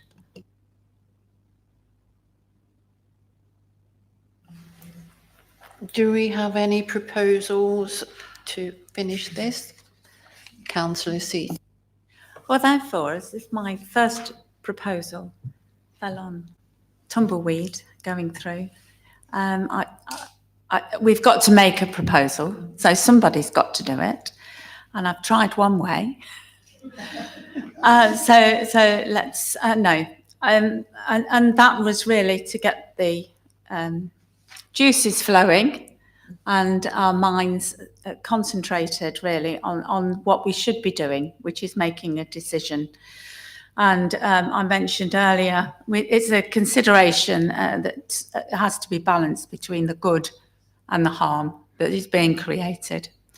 So therefore, I would like to go against officer's recommendation and quote several things. And the only one I wrote down was CF5. And I'm sure the officer could come up with the other the letters and numbers that he quoted. I didn't get them written down. Sorry? From the neighbourhood plan, from the emerging neighbourhood plan, yes. So CF5 on the PPF and for health and safety, what did you quote? You quoted some from the National Planning. Yeah, MPPF. 2024. Can't remember what section it is, but it's health and wellbeing. Section 8, health and wellbeing.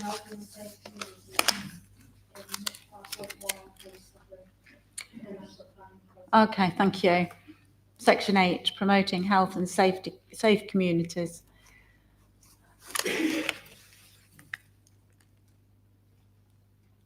Yes.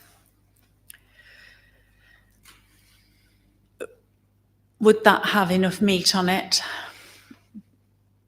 Or is that very flimsy? Mr. Upton. Oh.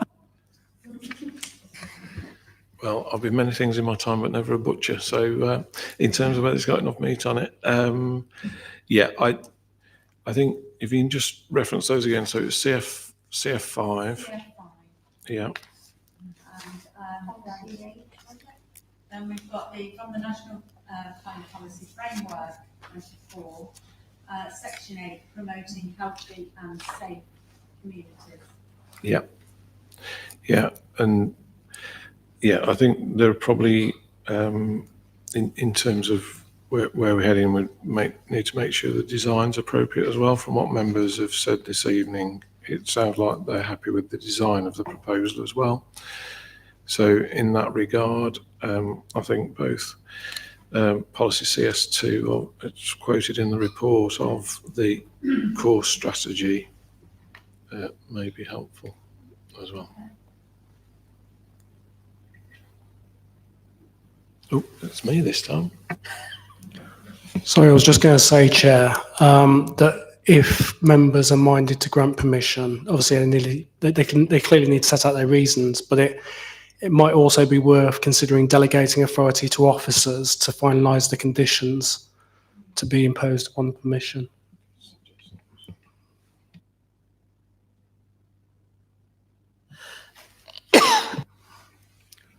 I think what Mr. Upton was just saying is they would suggest the conditions. Yeah, if you want support on that. Clearly there's a relevant standard approach in terms of developments of this nature to secure, first of all, the timescale for implementation of development, which is 3 years.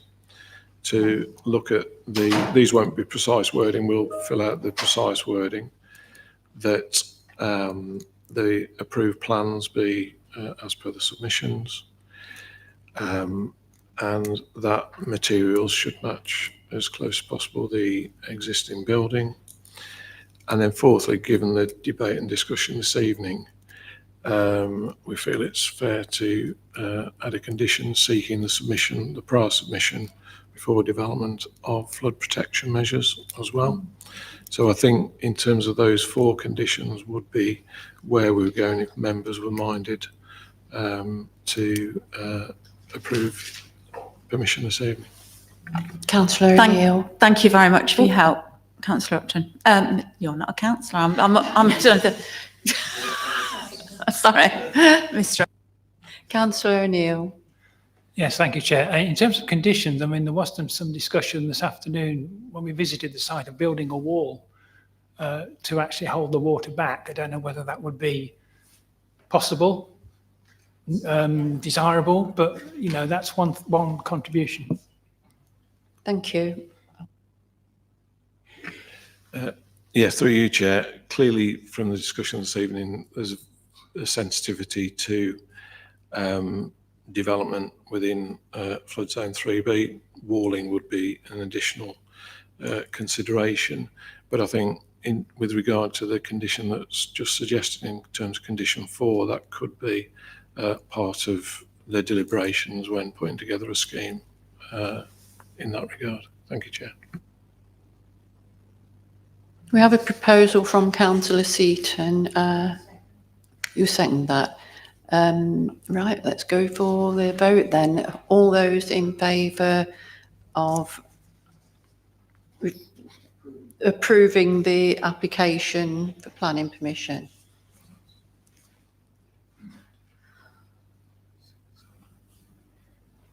That's unanimous, Chair. So the motion is carried.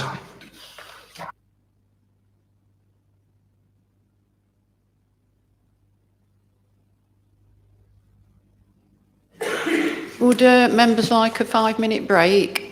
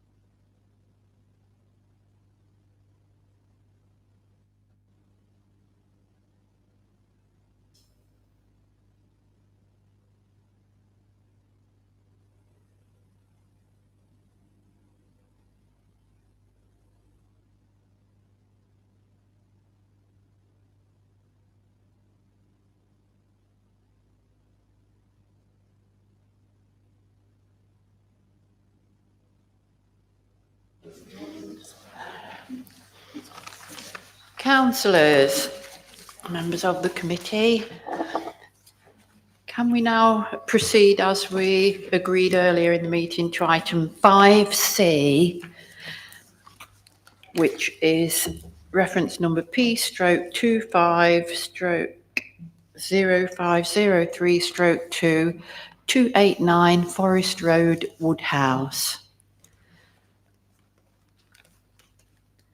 I'd like to refer to our planning officer, Mr. Akram. Thank you, Chair. Good evening, all.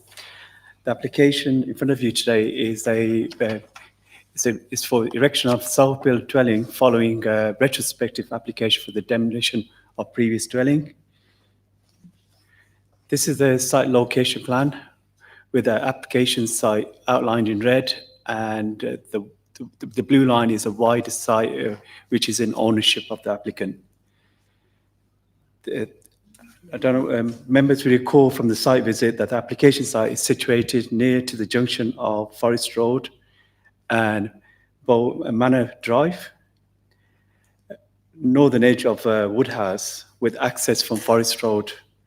It previously contained a detached building, what you could see, right in the middle, with a rear garden to the rear of the site, what's within the red line.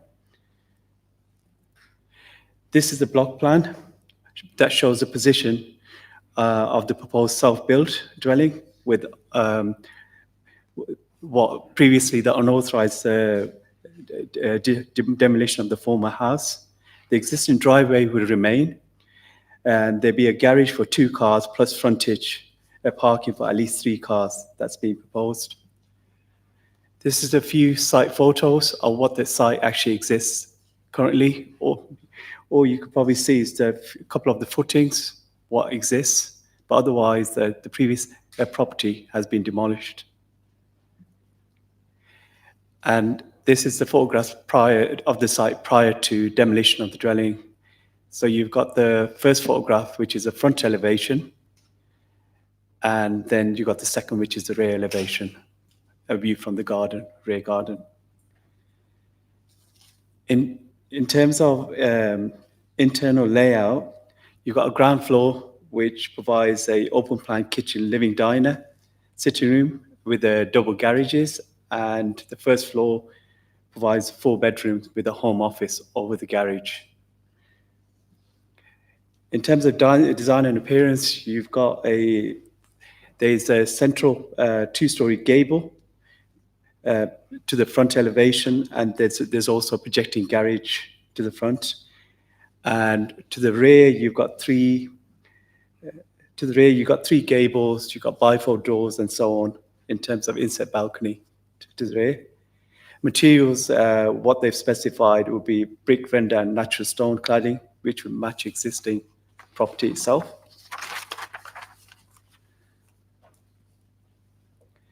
This is for members' benefit. It's a comparison what the previous scheme, which was approved in 2024 for the rear side and other extensions, and what you could see is identical in terms of what's being proposed now and what was previously approved as part of it.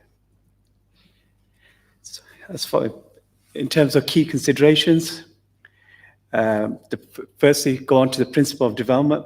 The list of policies, policy assessment is set out on pages 70 to 72 of agenda report pack.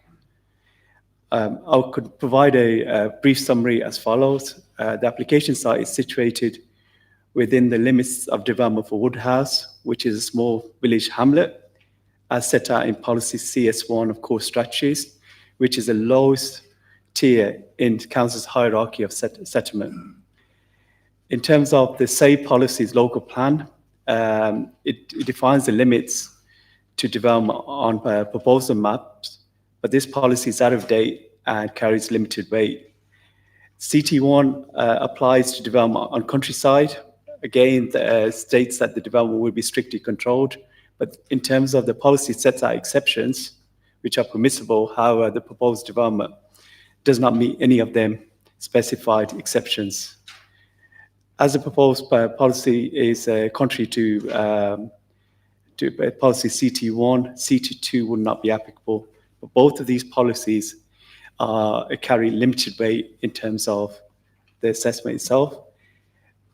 As far as neighbourhood plan policy, so you've got Woodhouse Eaves neighbourhood plan, you've got policy H3 of the neighbourhood plan, which would treat this site outside of the limits to development as open countryside. The neighbourhood plan does not allocate this site or identify need or define limits for development for Woodhouse. There's a distinction here that it defines something for Woodhouse Eaves, but not Woodhouse itself, which is a village itself. So just to conclude that, so the neighbourhood policy, which is H3, that is the most recent in relation to limits to defining limits to development, and say policy compared to say policy CS2 of the local plan. And defines the site to be within the countryside. The emerging local plan policies also places the site within the open countryside. As it is a self-built, there's also emerging policy, so H6, which applies, but that only supports self-built in suitable location, site in countryside. The site itself is within the countryside, so there's a policy conflict itself. There is material considerations as part of this application, as the site previously had a detached dwelling, which was demolished in 2024. So overall, in terms of the principle, there is conflict between the local plan, policy CS1, the neighbourhood plan, policy CS30, and the neighbourhood plan, H3, and emerging local plan. But you also have to consider the formal dwelling as a material consideration in relation to the but that doesn't, in relation to the actual application, but that doesn't override policy conflict. As far as design, visual amenity, and heritage, the site is on the edge of Woodhouse, and it's adjacent to open countryside. You've got nearby Woodhouse Conservation Area, and you've also got approach to Bow Manor Hall, Grade 2 star listed building, and Bow Manor Lodge, Grade 2 listed. From a design aspect, the dwelling is identical to previously approved extensions to the property in 2024. The scale and mass and materials will respect the former dwelling and local character. Appearance also retains original characters such as ridge heights, cat slide roof, and so on. In terms of the heritage impact itself, the loss of the original property has not caused any harm to the character of the conservation area, as the property was a modern 20th century dwelling with no historic fabric. There's no harm to the conservation area. Conservation officer has raised no objections subject to conditions, and there's no impact on setting of nearby listed buildings, as they are either site is sufficient distance away or there is intervening highways, built form, or trees and vegetation. As far as residential amenity, again, the self-built dwelling is identical in design, massing, and materials to the previous approved scheme. It's sited in the same location as the former dwelling, and there's design mitigation in the form of orientation, separation, distances, roof design, and boundary treatment that would ensure that there's no harm in privacy, light, outlook, or overshadowing for neighbouring properties within the vicinity. The highways, the existing driveway and access from Forest Road are retained. No alterations are proposed. The width and visibility of the highways meets the design guide, and conditions attached in relation to any gates to be set back at the distance of minimum, I think, 5.5 meters. You've got parking provision for about 5 vehicles. That includes integral garage for 2 and frontage parking for another 3. And there's public transport in the form of bus stops nearby on Forest Road at Manor Drive Junction in close proximity to the site. As far as ecology is concerned, pages 79 and 80 of the agenda report go into detail in relation to protected species.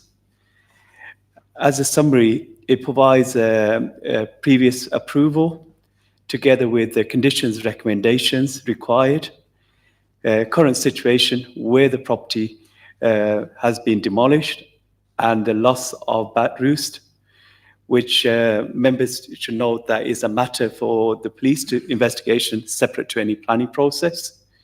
As far as this current application is concerned, there has been a bat mitigation strategy, ecological appraisal, technical report that provides interim measures for bat boxes at this stage on adjacent trees within the site or the adjoining site. And there's compensatory measures, which includes segregated loft space and access for bats, bat tiles, sensitive lighting, and so on. Council's ecologists has considered the strategy to be acceptable, subject to conditions. And lastly, in terms of biodiversity, the proposed dwelling is a self-built and is exempt from 10% biodiversity net gain. However, our current core strategy policy seeks to conserve, enhance natural environment and demonstrate a net gain. There has been biodiversity impact assessment and statutory metric being submitted. There's a net loss identified, and that net loss identified would be via statutory biodiversity credits that would be secured through Section 106 agreement. As far as the planning balance, as far as the conclusion is concerned, is that it's worth highlighting that Section 38 and Section 70 requires decision must align with the development plan unless material consideration indicate otherwise. As far as the council is able to demonstrate 5.78 years of supply of deliverable houses, the most important policies in the development plan and neighbourhood plan are up to date and carry full weight. The proposal is contrary to CS1 and neighbourhood plan policies H3, and whereby the principle is not supported. However, it's worth noting that that there is material consideration as the site was previously contained a family dwelling with an approval scheme in 2024 for extensions and improvements. The current scheme is identical to the previous approved 2024 scheme. These are material considerations and should be weighed alongside the MPPF's presumption in favour of sustainable development. In terms of planning balance,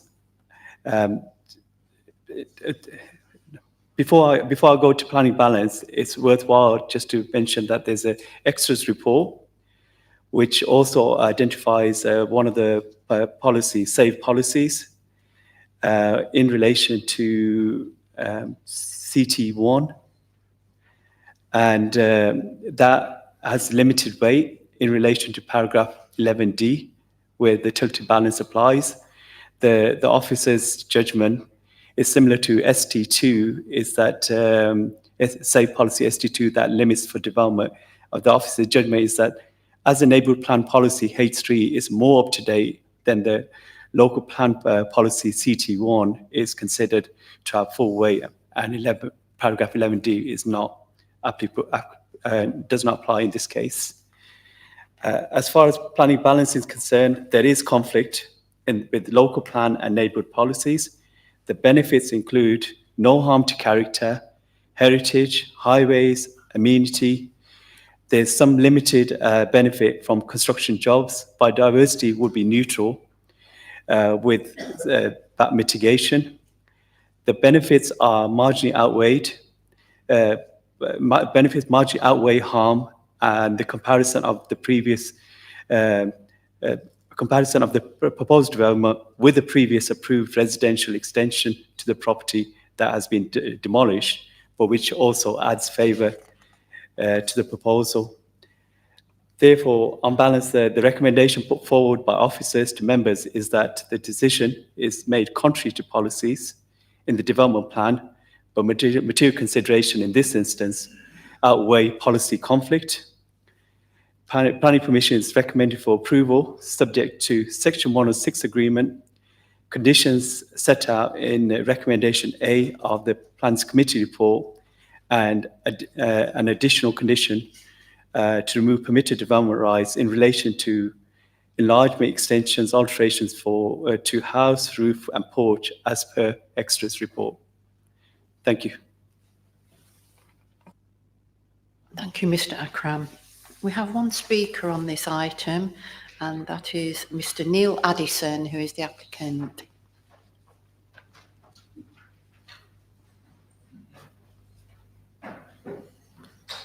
Mr. Addison, are you familiar with the equipment to help you speak and everyone hear you? You've got 3 minutes to speak. When you've got 1 minute remaining, Ms. Dobson will let you know. Thank you, Chair, for the opportunity to speak this evening. I'm the applicant, Neil Addison, and I'm joined in the public gallery by my wife, Deborah. This is a story that I still find unbelievable, and I wouldn't wish this experience on anyone. Unfortunately, my family and I are caught in the middle of a terrible error of judgment made by a builder who acted in good faith due to health and safety reasons. Our previously approved householder permission was granted in September last year, involving the extension and remodelling of our home. We appointed a reputable building company, and in November last year, had our ecologist witness the removal of the roof to ensure no bats would be disturbed, allowing the approved works to commence. I regularly visited the site after this until I had to go abroad on a business trip for a week. During that week, we had a similar storm to that of a few weeks ago, and my builder felt the remaining walls were unsafe and could collapse on their workforce. Without consulting me first, they took down the remaining walls. I returned to England to find the house was gone, and we then received a letter from the council advising to cease works immediately, and we were later advised we'd be reported to the police for inadvertently destroying the empty bat habitat, though with that case having since been dismissed. This was a lot to take in. We lost our home, our entire life savings, and with no guarantees we'd ever be able to recover. We purchased the property in May 2023, Charmwood being somewhere we'd always loved wanting to live. Our plan was to make the property a multi-generational house, our forever home, where we could cohabit with our daughter and her partner and assist them in bringing up our grandchildren. Sadly, today, that dream is still uncertain. Since last December, we've fully cooperated with the council's officers to find a resolution. The application is for a self-built house, which will be exactly the same in terms of position and appearance that was previously approved by the householder permission. We're simply asking permission for what we had approval for before. The application delivers further mitigation than the previous permission, including enhanced ecology mitigation for bats, a contribution to achieve no net loss in terms of biodiversity net gain, and a greater potential for energy efficiency through sustainable construction. The application is acceptable to all statutory consultees, including the Council's Ecology and Heritage Officers. We respectfully request that members resolve to grant permission this evening in line with the recommendation of your officers to help us rebuild our lives and our family home. Thank you, Chair. Thank you, Mr. Addison. Is there anything else you wish to add, Mr. Akram? So we'll refer this now to our planning committee members. And are there any comments or questions you have?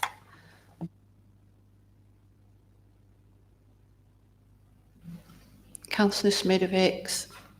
I don't know whether the officer would be able to answer, but I do remember this house and remember going to visit it. It was very much in character with the setting around, as I recall.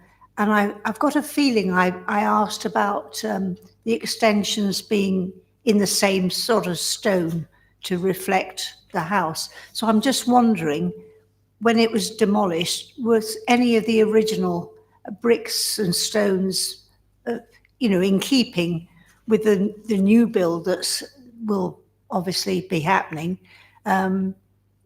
if any of it was used. Yeah, thank you, Chair. I'm not familiar in terms of whether it's going to be a reuse, but as far as the conditions concerned, and as far as what I explained as part of the presentation, the specified bricks, the specified render, the specified stone, which would match the local character, and that is subject to a condition 3, in the actual report itself. We're now in the new house, aren't we? So I'm just wondering whether any of the old can be used in the new. Yeah, just to support that, yeah, as Mr. Akram said, condition 3 does set out the requirement for no materials to be placed on the site until such time as details of the type, texture and colour of materials to be used on the external surfaces have been submitted to and approved by the authority. But picking up that point about original stone, clearly we heard that reference this evening. If members were minded to go with officer recommendation, it's within the gift of committee if you wanted to add an informative to that effect, an informative note rather than a condition, just to see if that was the collective view of committee that you wish to encourage that reuse. We could reference that in an informative note, but the condition then would seek an appropriate scheme to fit in with the local context. I hope that helps, Chair. Could I also just add from Jeff's comment, Mr. Upton's comment, that the house itself has been demolished. It's a cleared site. So I don't know in terms of whether there has been material which has been retained, but as far as, yeah, so that's where. Thank you. Councillor Seaton.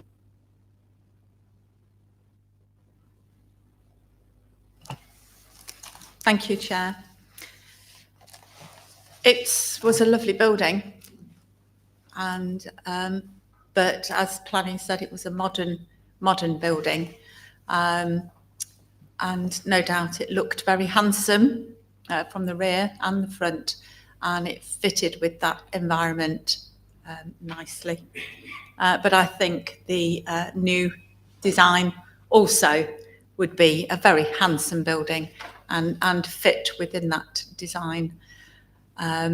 Seeing the site completely empty now and devoid of anything green or growing on it is a very sad thing, and I'm hoping that this will develop into a family home and planting, and we've talked about the biodiversity, the bats, and they've all been covered. I'd like to say a part on the on this write-up. It didn't say that the police investigation has been withdrawn or settled. That probably should go on there.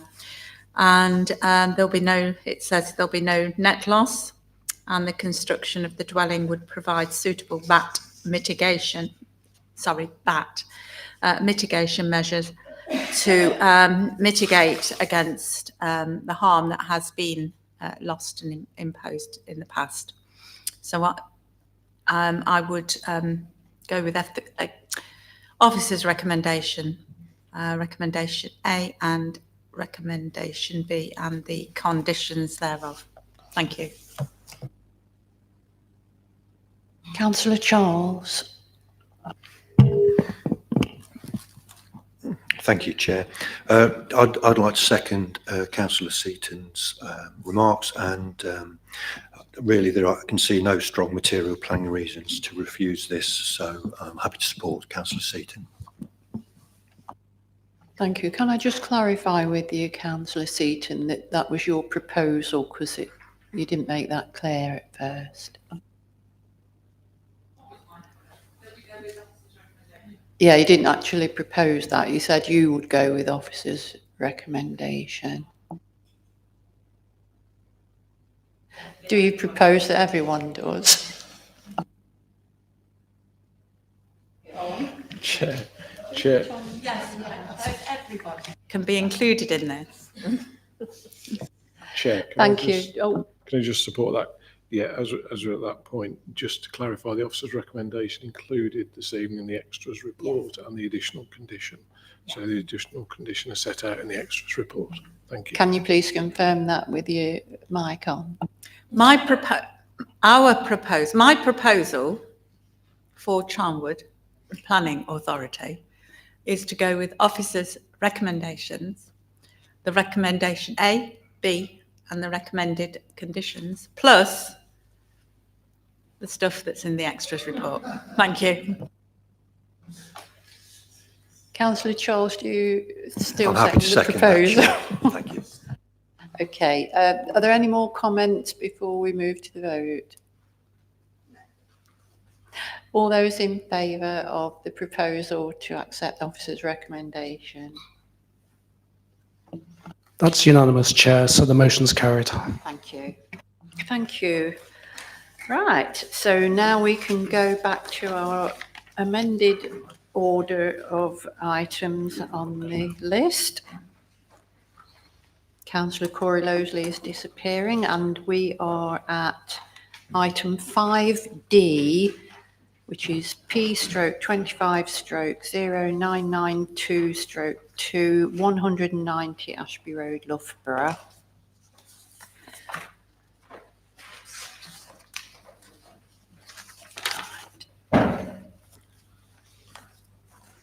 And I'd like to refer to our planning officer, Mr. Akram.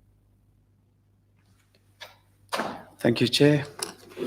The application in front of the members today is a change of use from residential care home to purpose-designed student accommodation that comprises of 33 bedrooms with associated communal facilities.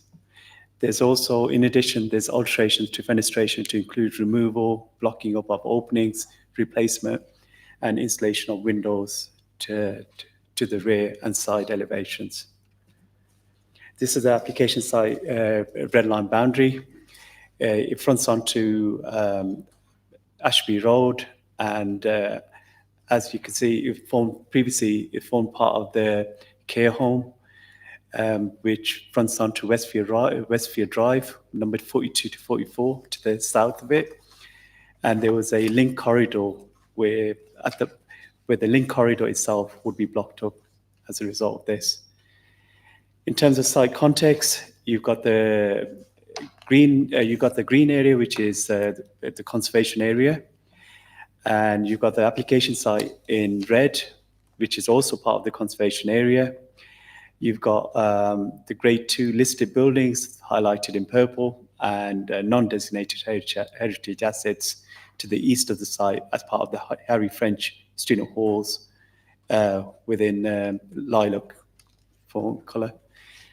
As in terms of land use, so the application site, which is the former care home, is in red. You've got the student accommodation to the east and west, northwest itself, adjoining it, which is highlighted in orange, and the care homes in green. I just included the other large student accommodation, which is the other part. That you've got two parts of Harry French. So you've got one to the actual east of the site, and then one to the north and northwest of the site. In terms of the aerial view, this shows the site in context of the surrounding area to include built form, roads, vegetation, and so on. A few photographs. The top two show the front elevation of the existing 3-story detached modern flat roof building. And as you can see, the materials consist of brick, metal cladding, and glazing. The bottom two photographs shows existing student accommodation buildings adjoining the site to the east and the west. So this is a ground floor plan. In terms of the layout, it shows 6 bedrooms highlighted in orange, with the large communal facilities such as kitchen, common rooms, which is highlighted in blue. As far as the first and second floor plan, there's 27 bedrooms being proposed with communal facilities such as meeting, game rooms, and so on. And this is a proposed site layout plan. You've got the communal garden area in green, which is situated to the south of the site, which comes to approximately about 280 odd square meters. You've got the cycle store to the northwest within the forecourt cycle store and bin store building there, and you've got the parking to the northeast. So, in terms of this existing and proposed side and rear elevations, this is alterations to external fenestration in terms of any changes. So you've got the first two, which is the existing side elevation, where the two windows will be blocked with the use of matching materials. And then you've got the rear elevation, which would install new windows, but also reduce in terms of floor to ceiling glazing with matching brickwork and others. As far as principle of development and key considerations, the existing building, in terms of suitability, the existing building is suitable for adaptation, and it would result in conversion from 33 bed care to 33 bed student bed spaces. The application site is located in a sustainable location within 400 meters to 450 meters from the university, college, town centre. There's sustainable modes of transport, including walking, cycling, bus routes. It's also located close to shops and local amenity services. Therefore, the principle of development is acceptable and supported by local plan policies to include SAVE policy H12 and emerging policy H8, which refer to student accommodation. In terms of heritage, the impact of heritage and design and character, the existing site is located within Ashby Road Conservation Area. The existing site includes a modern care home building, which was approved in 2020, which is of limited historic interest. The proposed development itself only includes minor external alterations to fenestrations to the rear and side using matching materials, and there's an installation of cycle and bin store building. So as far as the heritage impact, it will be neutral with minor benefit from reuse of the vacant building. In terms of, so if I move on to residential amenity, crime and secure by design. So I've already explained the site context and its sustainable location to town centre, universities and so on. It's surrounded by existing students to the east and west and north of the site and a care home to the south. The existing building is quite modern, built a few years ago with adequate kind of soundproofing and acoustic type of form of glazing. Previous care home had 33 bedrooms, would have generated staff and visitor movements. So the proposed student use for 33 bed may increase pedestrian movement in the evening, but not in terms of any movement when it comes up to cars and vehicles and so on. And as far as additional movement is concerned, it's unlikely to cause impact given Ashby Road's role as a busy route into the town centre. There are management and mitigation measures being proposed. So there's a resident management plan that included on-site residence manager. The welcome packs, it's explaining the behavior expectation of students. There's CCTV being proposed for security and deterrence, and various other measures which would be conditioned as part of the management of this site itself. Members will also note that there is a partnership between the university and the council through student street sports scheme to minimise noise and sport welfare of students. There's been consultation on this application with the council's community sport officers, Leicestershire Police, which haven't exactly identified any antisocial behaviour or noise issues in relation to managed student accommodation.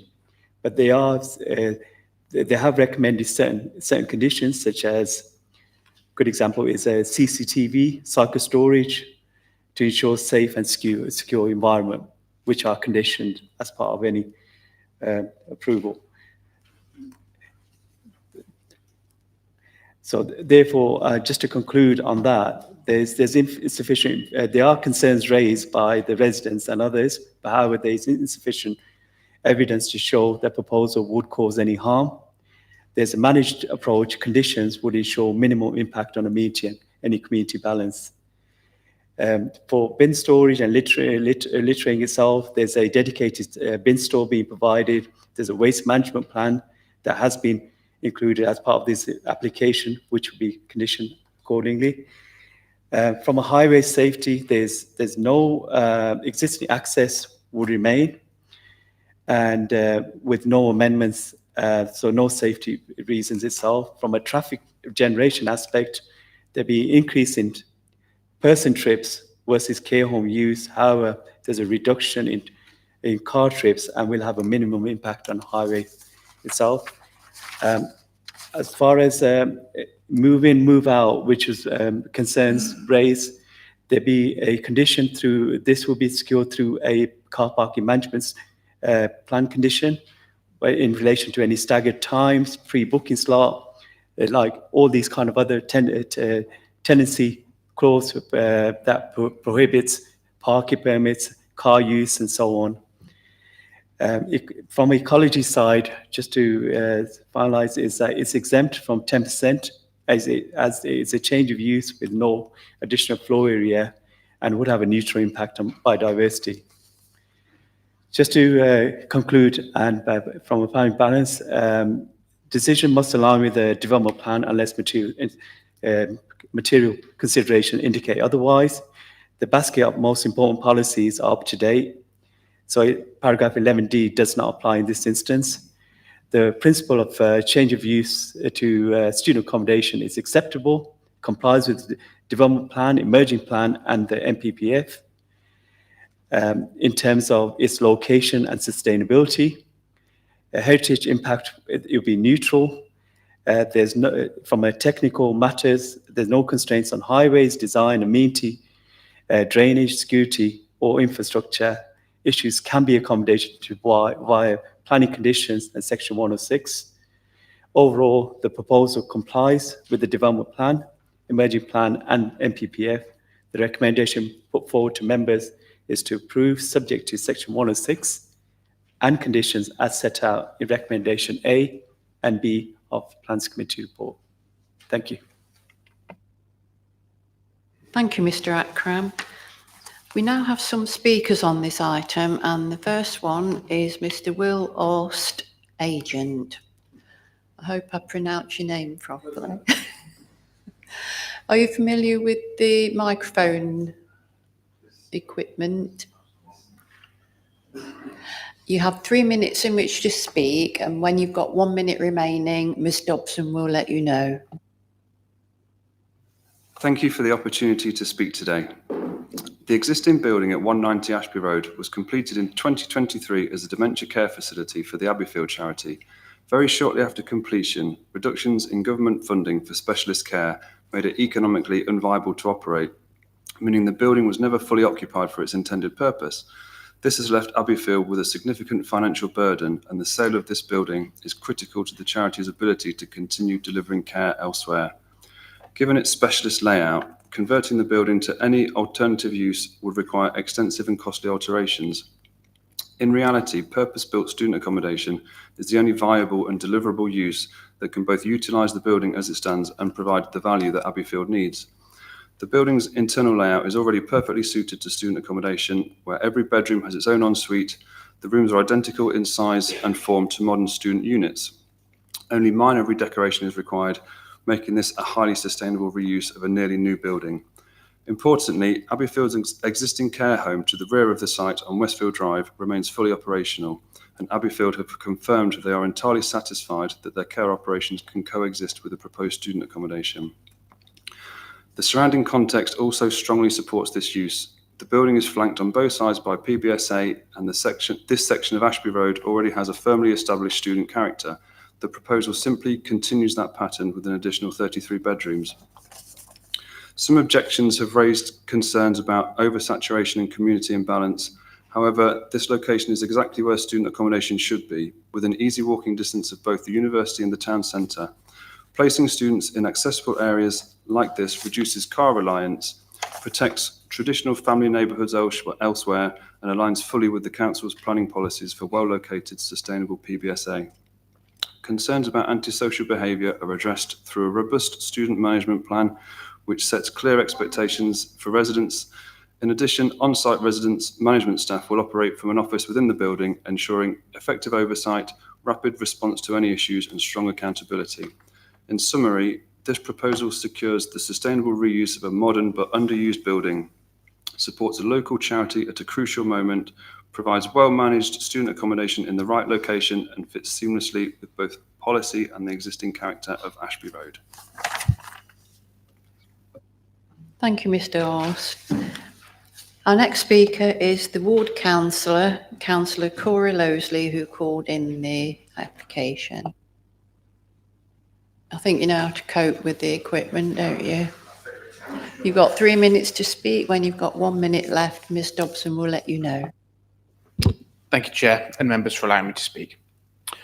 As you'll have seen in the officer's report, I requested to call this application in on the basis that residents, mainly those on Westfield Drive, but also those on Ashby Road, are concerned about the increase in noise that might arise from the change of use of 190 Ashby Road from a care home to a student accommodation block. As members will be aware, and as you may well have seen on the site visit today, Ashby Road has become a student hotspot, with most buildings now serving as student accommodation, especially on the stretch between Store Road and the Ashby Roundabout, where 190 is located. Given the street scene is already dominated by student blocks, you'll likely be considering whether the net harm caused by one more makes much of a difference. In the grand scheme of things, it may not, but I would ask that residents in the immediate vicinity of the application site are given a second thought. For them, the difference between noise from an accommodation block further up the street and noise from a block immediately adjacent to their garden is quite tangible. I understand that the soundproofing for the development is considered to be very robust on the basis that it is modern. But for the benefit of members of the committee and for concerned residents who will be watching proceedings this evening, it would be useful if the officer could confirm the specifics of this soundproofing and give further assurance that it is sufficient to prevent disturbance to residents, including those in the retained care home building, bearing in mind that very noisy late-night activities are not unusual when it comes to student accommodation. When I last met with the local residents group, they shared further concerns about noise emanating from late use of the outdoor areas seen in the south of the site, which isn't something that soundproofing can help with. Is it possible to ask for some restrictions on the hours of use of these outdoor spaces? We certainly don't want to prevent occupants of the new block from enjoying the space, but we would ask that night noise is kept to an absolute minimum. I would also like to note that while a robust management plan has been offered, which does offer residents a degree of assurance, I would like to remind members that these plans are not enforceable and planning conditions that are maintained entirely at the discretion of the operator. I do appreciate that the applicant has been obliging in working with officers and that they've made representations to mitigate the concerns that residents and myself have raised. We're also mindful that refusal of this application is highly unlikely. So, we would ask committee members to ensure that they are completely satisfied that all measures that can be taken to mitigate the extra disturbance that will arise from this application to approval are taken. Thank you all very much for your time. Thank you, Councillor Lowesley. I'll now offer this out to the committee for consideration of the application as presented by the planning officer. Oh, one moment. It's okay. If you want to comment or ask questions, please raise your hand to indicate. Councillor Good. It was mentioned in the officer's report about the Student Street Support Scheme and that it helped. However, there's no contribution request there at all. Is there any way that we can add some contribution into there to help with this, please? Okay. Thank you, Councillor.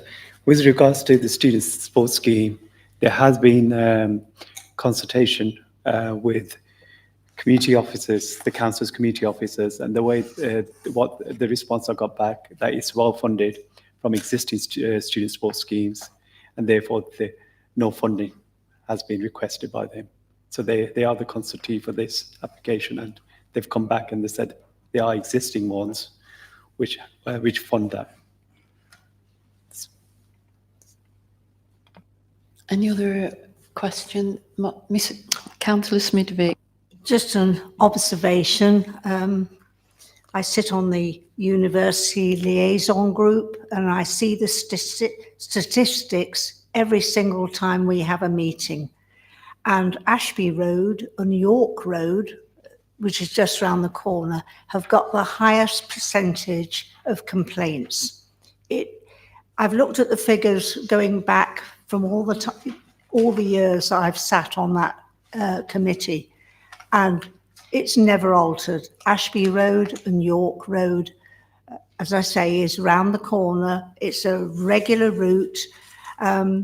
Residents are tired of the vomit in their garden and the cans being thrown over. We do have now a student support scheme, but it's not as regular as you think it is. It's not patrolling every night or every weekend. The noise and the noise is absolutely horrendous. Yes, it has got a student character. It's mainly students now, and that's the problem. We have refused HMOs on that street, and because of the density, I mean, it's just all students, and it might be easier to sort of take the university walls and build it round and expand the university landscape, because everything round there, Stora and Ashby wards, have got the highest density of students living in properties. But there are, in between these blocks, private residences, and I think they deserve a break as well. So parking for cars, that they don't need cars? No, they don't need cars on that road because they park them elsewhere. So we've got enough purpose-built student accommodation now, and the university is building more. I think we've got over 17 blocks now, so this will be another 33. So I'd like to just think a little bit about the residents.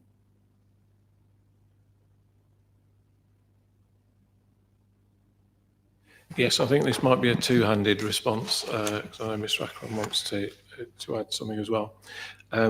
Just going back to the presentation, we clearly showed, in terms of the shading, the propensity of other blocks nearby. So it is, as we saw on site today, a busy road in terms of a main route. So it's a busy environment. There is existing student accommodation around this particular plot.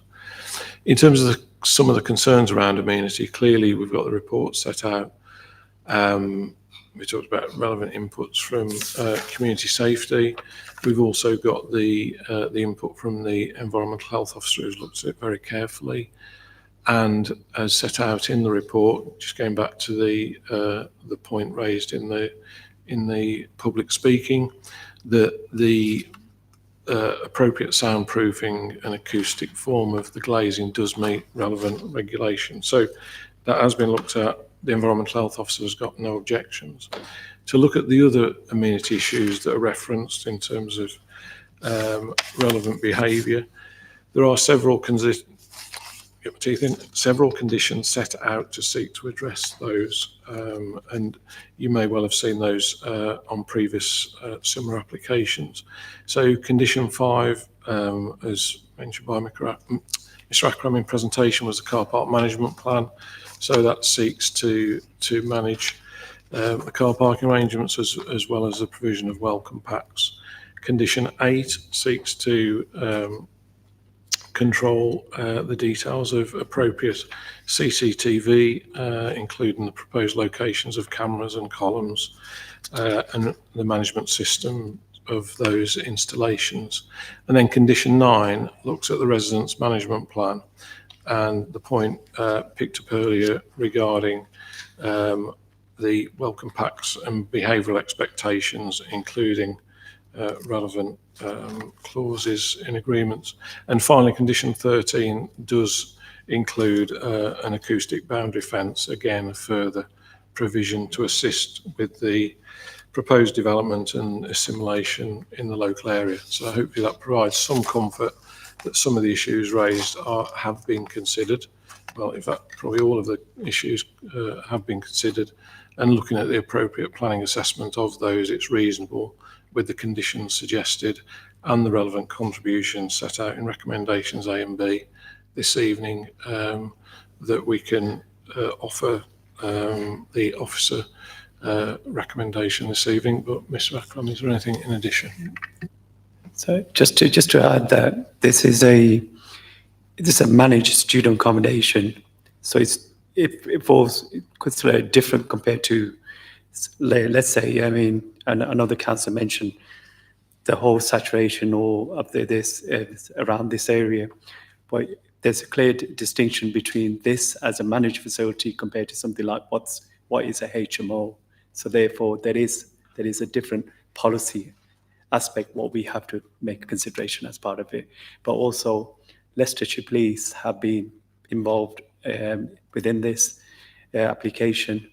So they did, in terms of, they've specified that there is could be more of a generic certain issues of this noise and so on. But as far as they've come back with the student managed accommodation, there is nothing which has been reported for the last 24 months or so. Just wanted to add that. Thank you. Thank you, Mr. Akram. Mr. Upton, any more comments? Councillor O'Neill. Thank you, Chair. I'll just make this point because I made it on the viewing of the site this afternoon. There's only one staircase, and 33 students live in this accommodation or proposed accommodation. I just wondered what would happen if there's a fire, and I asked the officers that, and they said, well, the size of this accommodation doesn't require a second staircase. There is one there at the moment, but that's going to disappear to make a room of some sort, a kitchen or something, I don't know, I guess, common room. Far be it from me to sort of comment in an informed way about how many staircases there should be, but I'm surprised there's only one. Crime, most of the crime on that street, notwithstanding the noise, is bike crime, bike theft. So perhaps me being rather naive, I could suggest that the people that are running this proposed institution suggest to students that if they have got a bike, that they get a decent lock, because most of the locks that I've seen on bikes around Loughborough are not really up to it, as far as I can see. Not that I've tested them out, of course, but you know, just by giving them a quick look, I thought, well, I mean, that wouldn't take 5 seconds to get through. And I take the point about noise. You know, I've been on this committee a few months now, a few meetings, and I remember quite vividly a member of the local community playing us a tape of some hockey players on their annual night out, end of season night out. And I thought, flipping heck, I wouldn't like to live next to them. I think noise is a big issue. I take the officer's point about managed accommodation, and that is a different thing, but I still think noise is a big issue. Thank you. Thank you. Councillor Good. It's just a comment, really. It's just a shame that the loss of local provision for vulnerable adults would be involved in this as well. Thank you. Are there any other further comments? Or Councillor Charles? Thank you, Chair. I've seen quite a lot of these sort of applications come before us. I think Ward Councillor Corey Losley alluded to the fact that there's, again, this complies to quite a lot of material planning. And it's difficult to refuse, in my view. However, it is worth noting, I think, that the applicant has put in quite a comprehensive management plan. And again, I'm not sure how this would be enforced, but it seems to be quite comprehensive, if that's any relief. So I think I'm going to try and move this along, and I'm going to propose that we accept officer's recommendation. Thank you. Do we have a seconder? Councillor Seaton? And I believe there are no extras or other amendments in this case. Can we go to a vote, please? All those in favour of accepting officer's recommendation and whatever? It's 5, Chair. All those against? That's 2, Chair. Abstentions? Again, that's 2. So that motion's carried. Right. We thought we'd been to the end, but we're going back now to item 5B.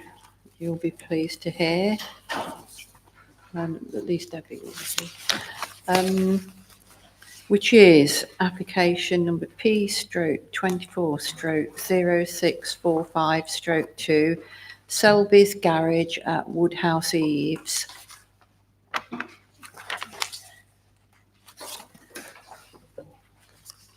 And Councillor Corey Loseley is recused himself from this item. And I would now like to refer this to our planning officer, Ms Liggins. Thank you, Chair. Good evening. I'd just like to draw members' attention to the extras report, which comprises communication from Councillor Snott that he basically has no objection to the proposal and supports it for a variety of reasons. This is the first slide. The application relates to Selby's Garage on Main Street, Woodhouse Eaves, and the proposal is for the erection of 8 dwellings on the land following the demolition of all of the existing buildings. Excuse me just a minute. Do you know why all the slides are looking blue? I don't. Oh, well, maybe it's underwater. Whilst the site is a housing allocation in the neighbourhood plan, the policy expects 16 homes to be delivered, and the proposal represents a shortfall of that number. So the application is brought before members tonight as relates to a minor housing development, which is considered to be a departure from the development plan, and the application is recommended for approval. So this slide shows the site, which is located on the western side of Main Street. Where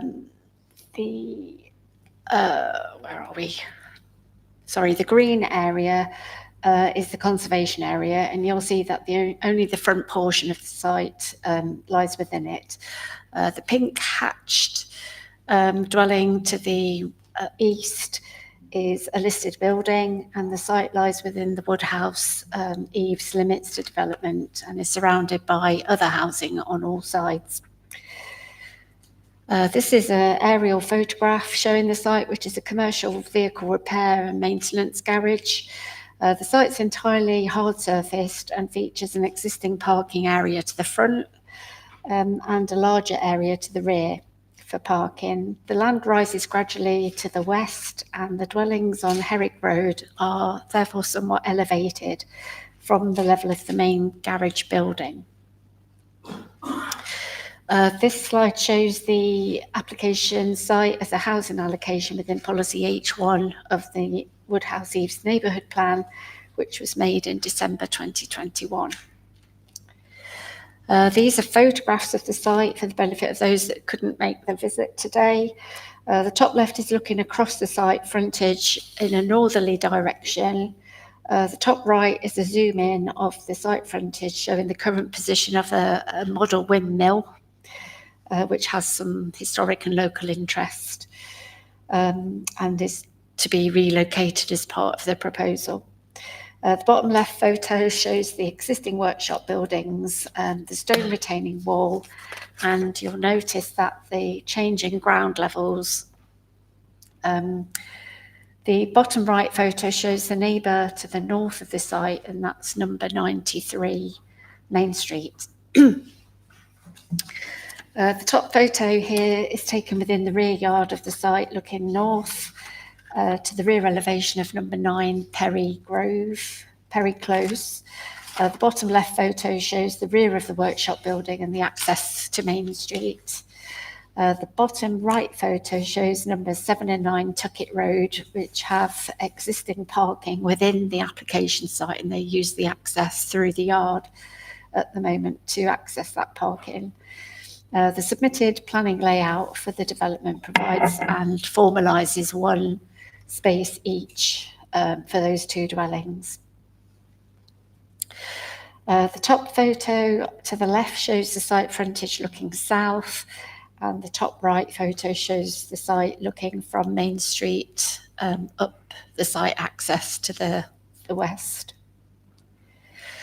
This is the proposed scheme layout. 3 dwellings are proposed to the front, each with small front gardens, with a further 5 dwellings set perpendicular to Main Street within the rear portion of the site. Dwellings are a mix of terraced homes, semi-detached pairs, and a single larger detached home along the western site boundary. A bank of parking spaces is located along the southern boundary and also is provided within some individual plots. Each plot has 2 designated parking spaces, with the exception of plot 1, that's the larger dwelling to the west, which has 3 spaces.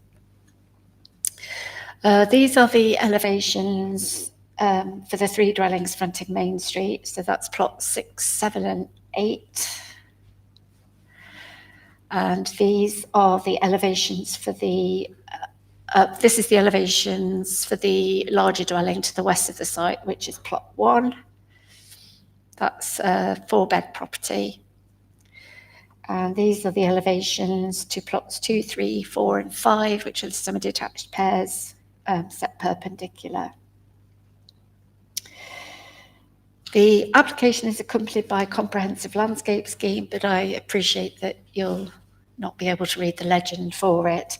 It's too small to read on the slide, but the council's landscape officer is considers that the scheme, which includes shrubs and herbaceous plants, hedges and trees, is acceptable. So these are the key considerations relevant to the determination of the application, and each one is addressed in the officer report from section 9 onwards.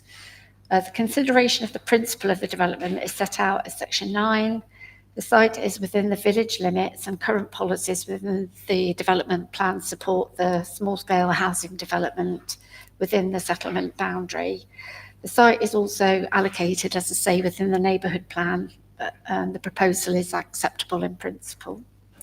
So in terms of housing mix, although this deviates from the ideal housing mix set out in Henna, it's considered that although it's the scheme skewed in favour of 3-bed homes, the scheme does not include 1 or 2 bedroom properties. This is considered acceptable because the mix would help redress the balance of new homes across the borough where 3-bed properties have been underrepresented, but in a very small way because it's a small scale development.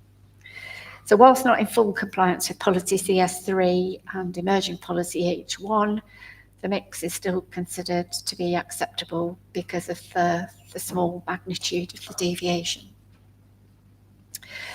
So consideration of the design is set out in section 9.3 of the report, and improvements in the design have been secured through negotiation between agent and council officers.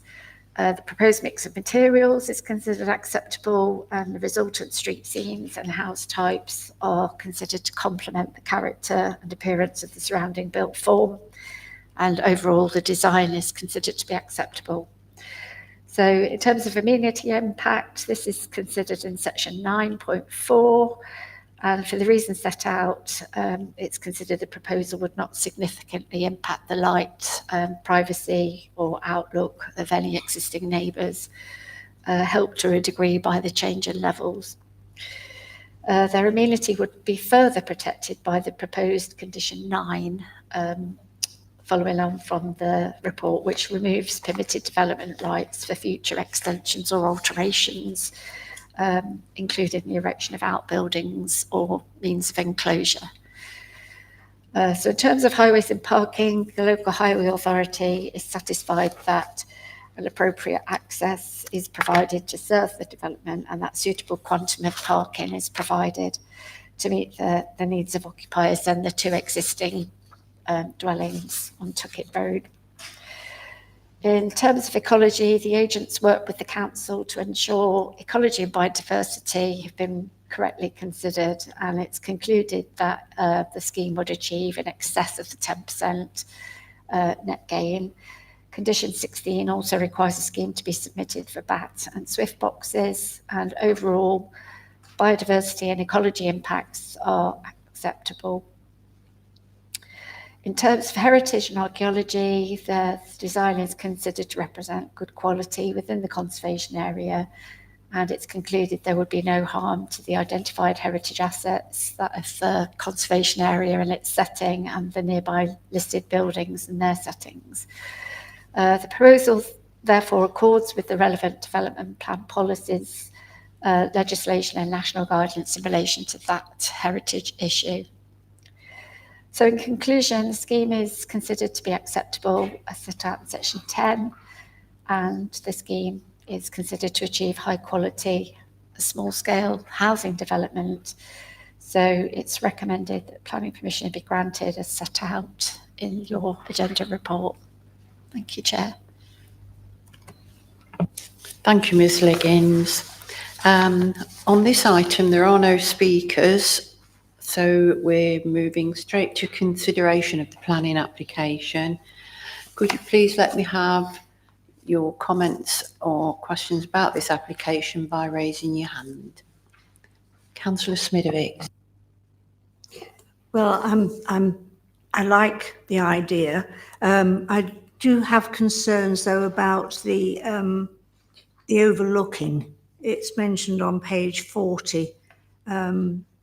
One or two people are concerned that it was a bit close and they were overlooking. Trying to think of the number. The amenity to number 93 Main Street. So I just wondered if Miss Liggins could comment on that, please.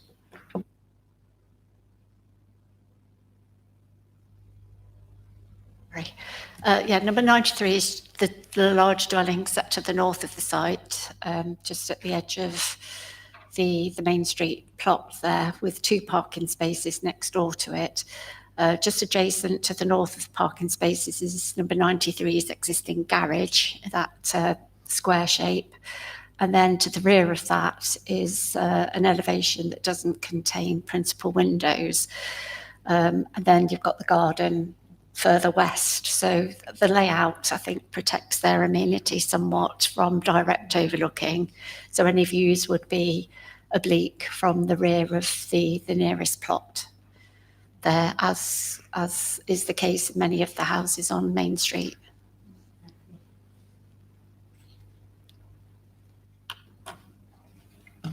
Thank you, Ms Liggins. Has anyone... Oh, Councillor Seaton.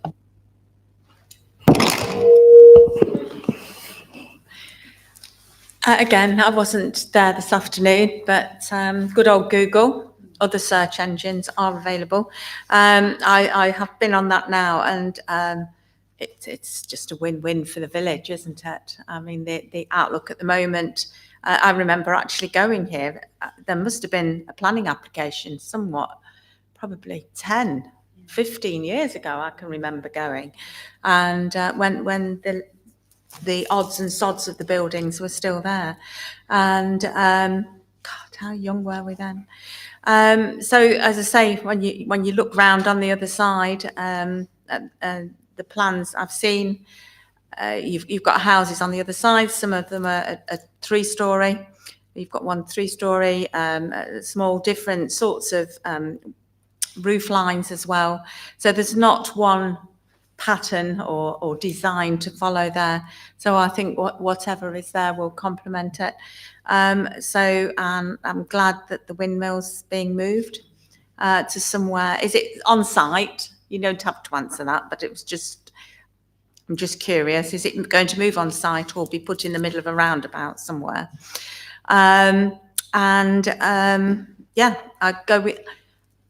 I would like to suggest that we go with officers' recommendations to accept the development as stands with... Is that your proposal? It is my proposal, and I've got another proposal as well. These up here, Miss Liggins did say we wouldn't be able to see the ins and outs of it, and that is fine, but I'd like to see a little bit more than that. And you've got lots of white space. Now, when I was selling advertising, white space was quite expensive. It was a good thing, but can you just make them bigger to fill the slides so I can see it a bit better, bearing in mind my age, etc. Thank you very much. Thank you, Chair. Oh, sorry. Is that okay if I just interject? Just very briefly, yeah, appreciate it. I don't like white space either, so we'll try and reduce that going forward. But I thought for the benefit of all members who weren't able to make it on site today, just ask Ms Liggins just to identify where the windmill will be, because it is a feature on the site and it was locally manufactured, I believe, from the discussion earlier. So yeah, just to point that out, just to clarify that before you make your resolution. Yeah, as you're heading into the site, it's just as you're heading into the site, it's just on at the site entrance on the right-hand side. It's annotated as a little circle with a label to it saying windmill to be relocated here. Where is the cursor? There. Right there. Thank you. Thank you very much. Councillor Charles. Thank you, Chair. Note that there is no affordable housing in this development, but I think with the size of it looks quite adequate, and it's nice to see that the houses have got some gardens. So I am happy to support Councillor Seaton's proposal. Thank you. You've seconded then, thank you. Councillor O'Neill. Yeah, I was on the visit this morning. I was actually quite impressed. I thought it had been done very tastefully. I take Councillor Charles's point about affordable housing, but notwithstanding that, I think it's a very, very tastefully done development, and I think it will fit into the village very well. Thank you. Thank you. Are there any other comments or questions before we go to the vote? So, proposed by Councillor Seaton, seconded by Councillor Charles, that we go with officer's recommendation. All those in favour?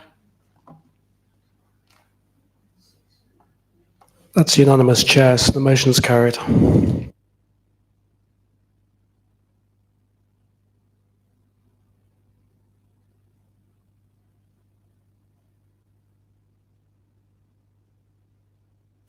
Right, so because it's an extra meeting, I think that's the close of, there's no report, other reports to consider, so I'm going to close the meeting.